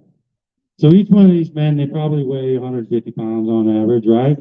So what do you say? You get 5,000 men hanging from a zeppelin. You float that zeppelin over to a megalithic stone that have the notches on them, and then you rope that stone, and 3,000 men let go. That stone raises from the floor. You still got 2,000 men, a couple of them on the ground, a lot of them hanging, and if they drag this zeppelin along to the mountain. When they get to the mountain, instead of crashing into it, when you get there and your feet touch the ground, you let go. You walk down the mountain. And the zeppelin goes up the mountain. The ropes are still hanging, and when it gets to the top, other men grab the ropes and they pull them in and levitate that stone into place. This is how the pyramids were built, man-made doll, many pyramids around many all over the earth. These guys flew zeppelins, and that's what Nazca was about. So here you can see the anchor points where they anchored the zeppelin in a field of, let's give it back and forth, I apologize. Yeah, here's a place where they would dock, and they had all these stones that they've been cutting and prepping, and then when the zeppelin comes in and anchors down, they load up and sail it to the next place and build something. Viracocha, this is him, the guy on that stone, and those are not sun rays in his hair.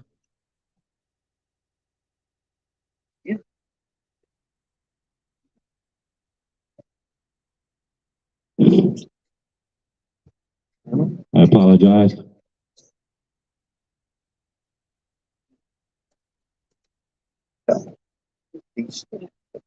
I had a close-up picture of it somewhere. I got me a blanket. The home start for day. Now she be jumping. That's man-made doll. Yes.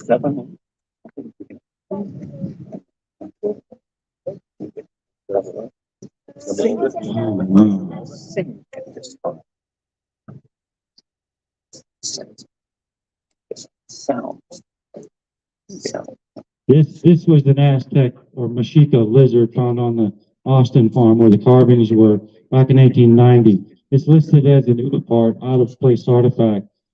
But this is made out of stone, but if you tap your finger on it, makes a loud thunk.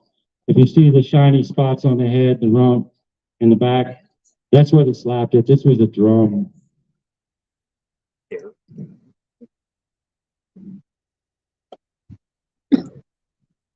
So, Viticulture didn't have raised the sun in his hair. These are feathers. These are birds. He flew with the birds.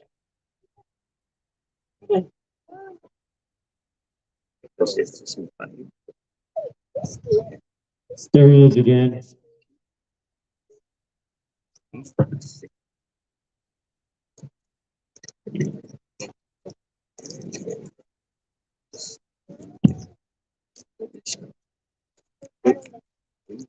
There he is again.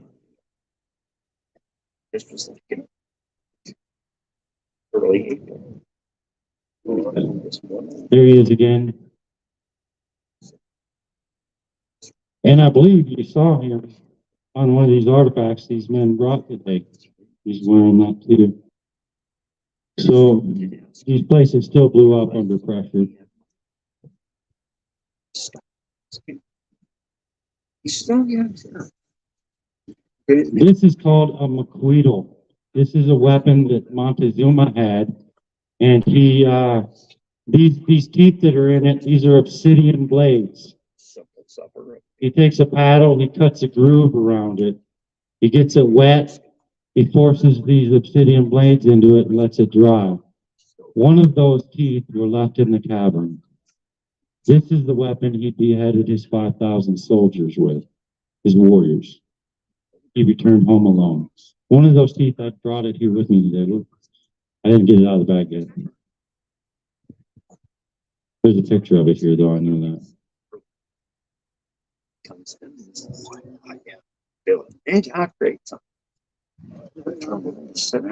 There it is. This is the obsidian tooth, the blade that came off the maquedal. The greenstone bones. So the Aztecs, they have this story where they went into the underworld, the land of the undead, and acquired the greenstone bones. So how are you in the underworld if you're not dead? You're in a cavern or you're in a mine. Okay, so the greenstone bones, we call it gold vein, a vein because it's a structure of Mother Earth, and this is the structure of Mother Earth as well. They brought this greenstone bones out. This is one I cut and made some jewelry, but the leaders would cut their genitals and sprinkle their blood on it to mix on these stones because they wanted to mate with Mother Earth and become gods. And that's why they wore these death masks into the tomb. There's some red splotches in some of these places. You'll see it up here in the stone up here. They perceived it as blood, and that's why they sprinkled their blood on it. But it's a lot of copper and some iron that's in it. It gives it those colors. 14 years old. There were other stones at this cavern. One of them was dark, and it had a lot of silver speckles. And I brought it without testing it, and it dissolved. It took a couple years to dissolve, and my conditions got worse and worse. My face lit up. It was a burn and an itch behind my face. It was torture for 2 years. It got way worse than this. My eyes swelled shut, and the scabs were sliding off of my face, and it would not heal. When I found the stone in my bust and I got rid of it, I was finally able to heal, but I went blind. I had 0% vision in one eye and 1% in the other. I've had many surgeries now. There's a device in my eye holding it together right now, and in a couple weeks that will come out and we'll go back to the other eye. The stone was called cinnabar. It's a mercury ore, and it was in a cavern for hundreds of years, dormant, because it was cold in there. So mercury has a low flash point, and when I brought that stone home, I put it near my wood burning stove in my bus. And that's what set it off. It slowly started to dissolve and it got worse and worse until it really became a toxic mess in my bus. I went blind, and then in the process of cooking, I set fire to my home and now it's destroyed. Here's better Coachella again. Again.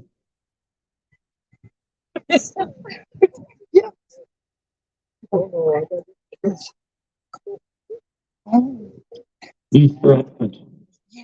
They carved these moai from the bedrock. They didn't transfer the stone and then carve it. They knew the stone wasn't going to get damaged in the process. They weren't dragging it, just like they didn't drag a stone up a small path in Machu Picchu.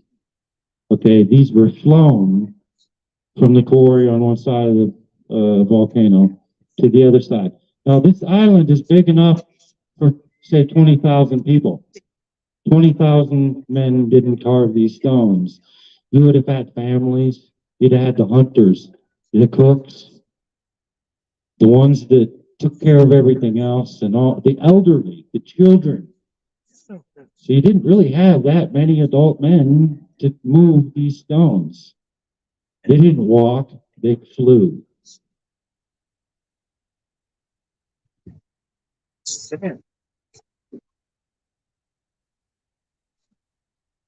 This is the Cinnabon before it melted.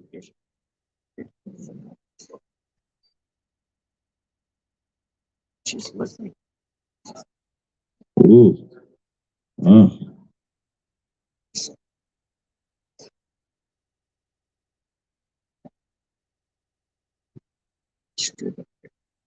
Where is it?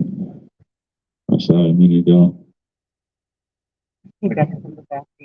This is that same stone after it dissolved. It became like a dirt, a powdery mess. It's toxic. I still have it, but I did not bring it today because it's dangerous. I don't want nothing to do with it. It needs to be tested, but I'm not going near it. Yeah. Well, I said it. It's a letter sale. You'll be through right now.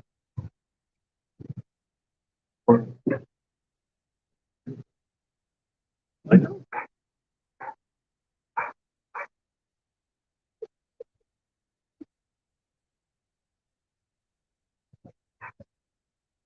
I know.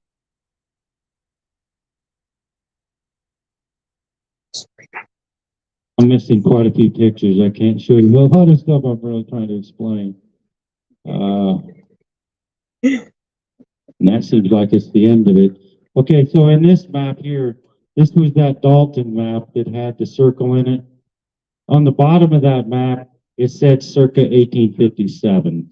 But in the map, it has the anchor J with 1880. The map was given to Jesse James to figure out.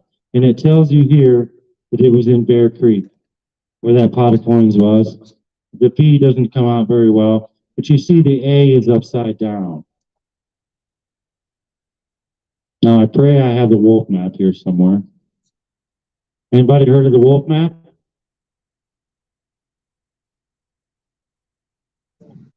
Well, it's called the wolf map, but you may be right. But that's what we've been calling, people have been calling it a wolf. And I'm not seeing it here in my stats.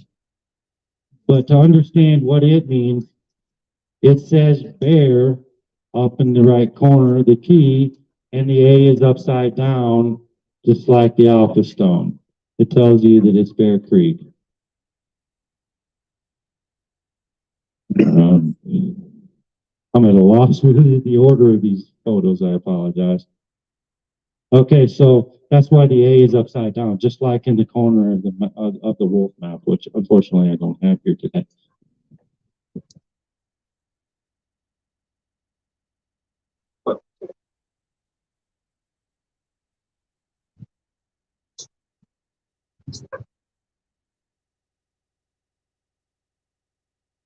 I know some secrets about the wolf map, and I don't know all of it, and I'm not willing to discuss that part right now.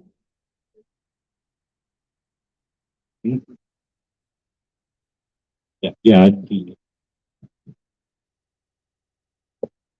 I'm at a loss for where my photos are here. Let me get my notes and see what all I haven't taken yet.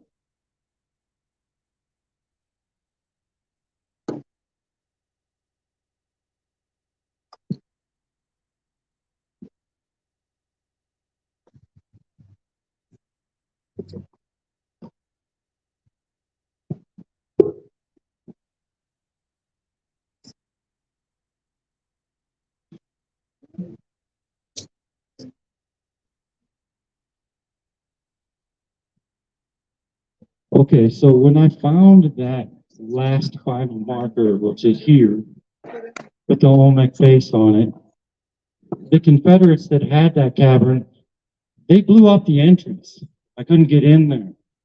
So they brought the whole hillside down, and I had to get up on top of the hill and make my own entrance down. So I dug my own way down 110 feet to get into that cavern, and I lowered a corrugated steel pipe around me as I dug. 110 feet down to get into that cavern. When I used it, not only a shovel, but I used a large drill bit on the end of a steel rod with a speeder handle on the other end. And I'd be able to drill holes through caliche, jam a spud bar in there, break it up a little bit and get it out. And I used a bucket and pulley to remove all that. But when we got to the top of the cavern ceiling and I broke through, actually dropped the spud bar into the cavern, I went back out and tied myself off and dropped some rocks in on the outside of that corrugated steel pipe so it would lock it into that hole. And then I finished punching in and lowered myself in. It's overwhelming what's in the Templar had thousands of tons. The 7 cities of gold, the gold bars, there's 7,000 gold bars. There are 500 of them like that. That's just the Aztec or the Mexica part. There's also the big sun disk in there, which has a map on the back.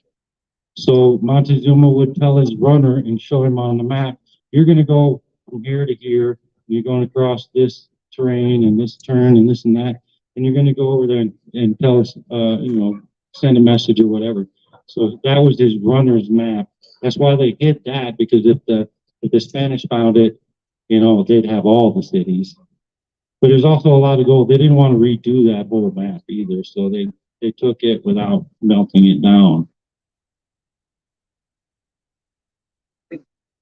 Oh, you said the rocks were flowing? How the rocks were flowing.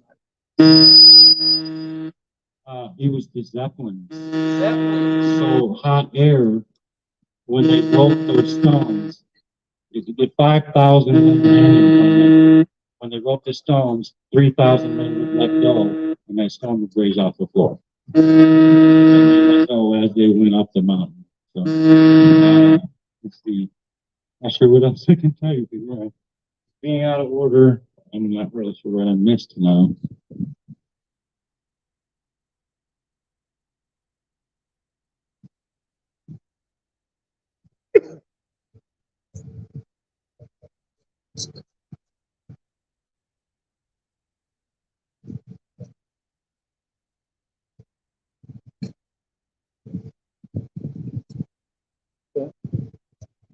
I think that's pretty much getting toward the end here, where we're not a whole lot more I can tell you tonight without some more files here.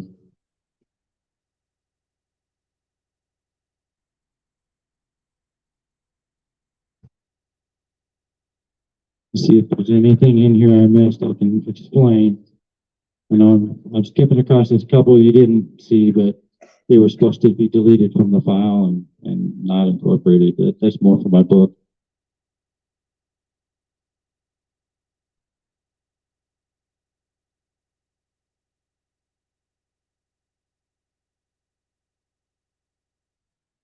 No, evidence to be used against me in court, not a good idea.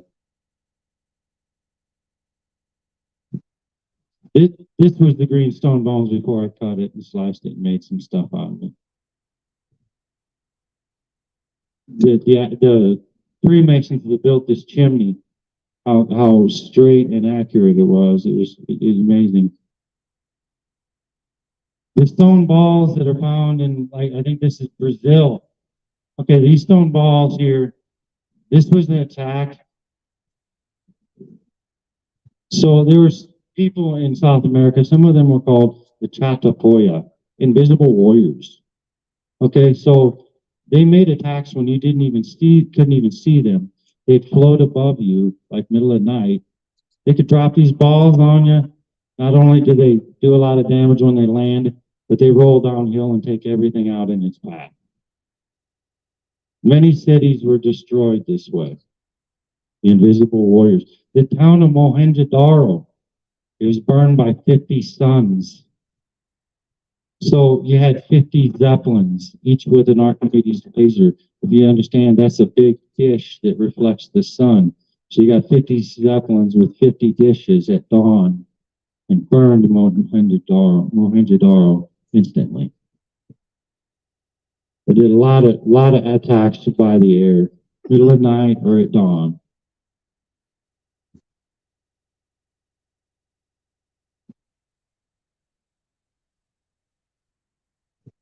Well, okay, we're going to go back to the scene of atrocities. We talked about the massacre at Lawrence, Kansas. They gathered in Humansville, right near Bear Creek, 31 outlaws in number, all of them famous. It was Cantrell, Sam Bass, Bill Anderson, the Daltons, the Youngers, Dick Morrow, Wash Holler, on and on. They rode to Bear Creek and they killed the paymaster, the guy with the map, where the pot of coins was. Then they rode on and they killed Obadiah Smith, the preacher. Why did they kill him? It was because the Battle of Wilson's Creek, where these three men died, that third man lay dying was James Cawthorn, the colonel on the field. And it took him 8 days to die. He said, "Bring me a KGC. I want them to get the map to the rest of the thing." And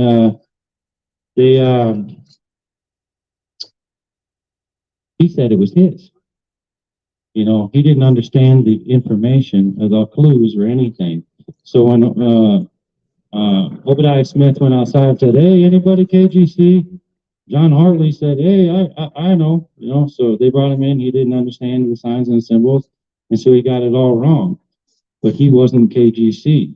So when these men came after the Civil War and killed the paymaster, they went and hunted down Obadiah Smith, and then they led on to the massacre of Lawrence, Kansas, all in a 3-day period. Here's the steam vents I was talking about. They built the temples on.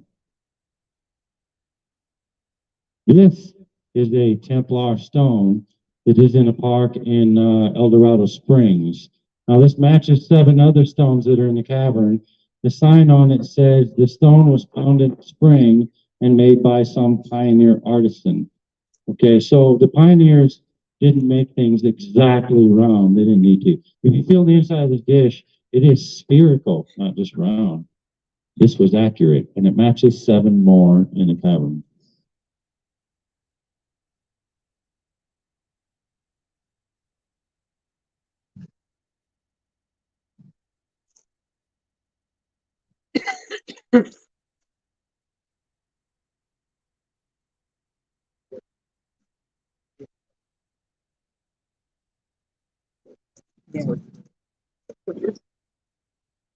Yeah.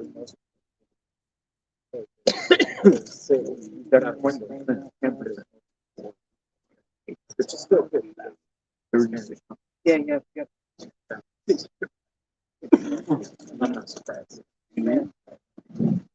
Here's the map I was showing that had the Bear Creek on it, and down here it says circa 1857. This is the turtle there.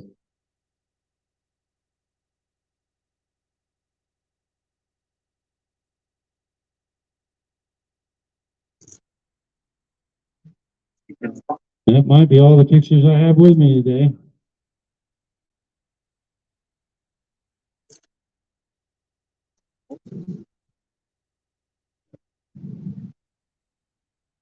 Which meteorite? Okay, so when this whole thing began, before I began, my grandmother died. And I was walking along just after my divorce, and I was talking to my grandmother, and I said, I got this magazine, and I want to know if it's worth chasing. Give me a sign. So there was a flash in the sky, and I thought it was lightning. I stopped and I looked at it. Then I continued walking. About 30 seconds later, there was a big wind and a big crack, and a meteorite bumped off my foot. It came down. This was the sign I guess I was looking for. If I hadn't stopped for a moment to look at that lightning, I think it would have hit me. That meteorite is in my bus. It's a good piece.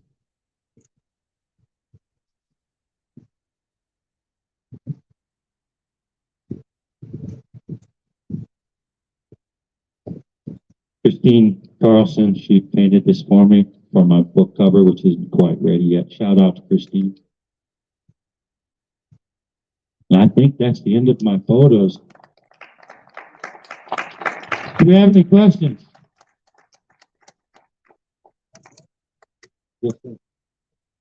A little bit more on Lawrence, Kansas. I almost bought Senator Plum's mansion in Emporia, just down the road from me. Okay, so Lawrence, Kansas, they thought that the attack at Lawrence, Kansas happened because a jail collapsed and killed a few women. No, these guys had gathered. They were after the paymaster. They wanted the loot. They went from Humansville. They got to Bear Creek. They killed the paymaster. And because everybody's dead, they went on a rampage, okay? So the 11 men that lined them all up, and they said, tell us where the gold is. They said, I'd never tell you. Bang! Move to the next guy. Tell us where the gold is. Fight me. Bang! Move to the next guy. And eventually they killed them all, and then they got enraged.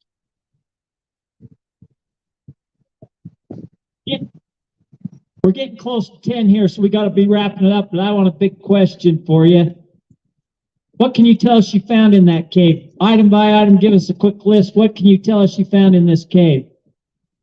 So the KGC listed this treasure as the Four Kings treasure. Okay, so this is four kings. Kings date back thousands of years. Kings conquered kings and took everything. So for thousands of years, the kings got bigger and bigger.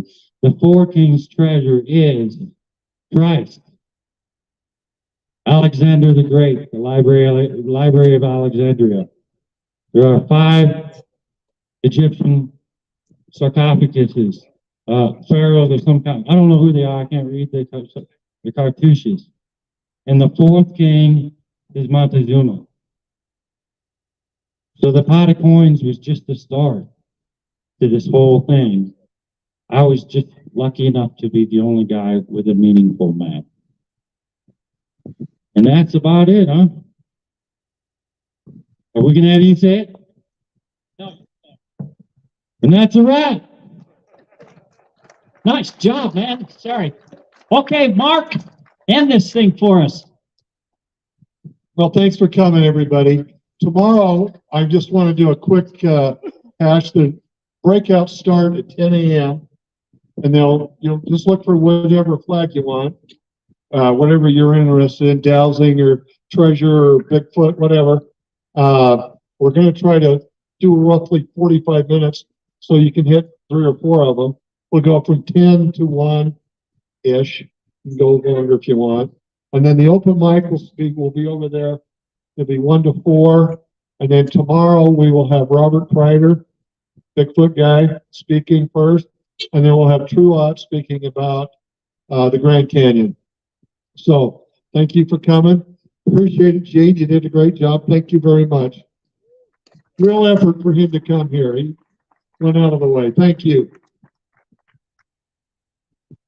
What time you say it starts in the morning? 10. 10. It started up.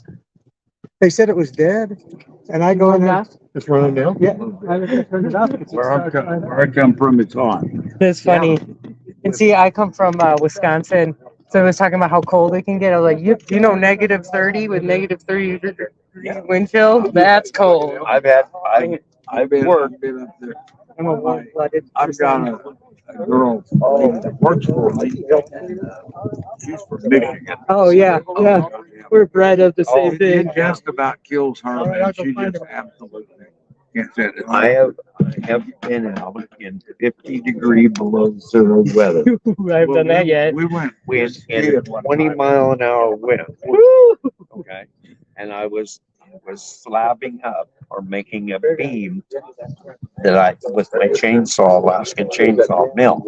My girlfriend there, I have her all bundled up in every single thing. She's just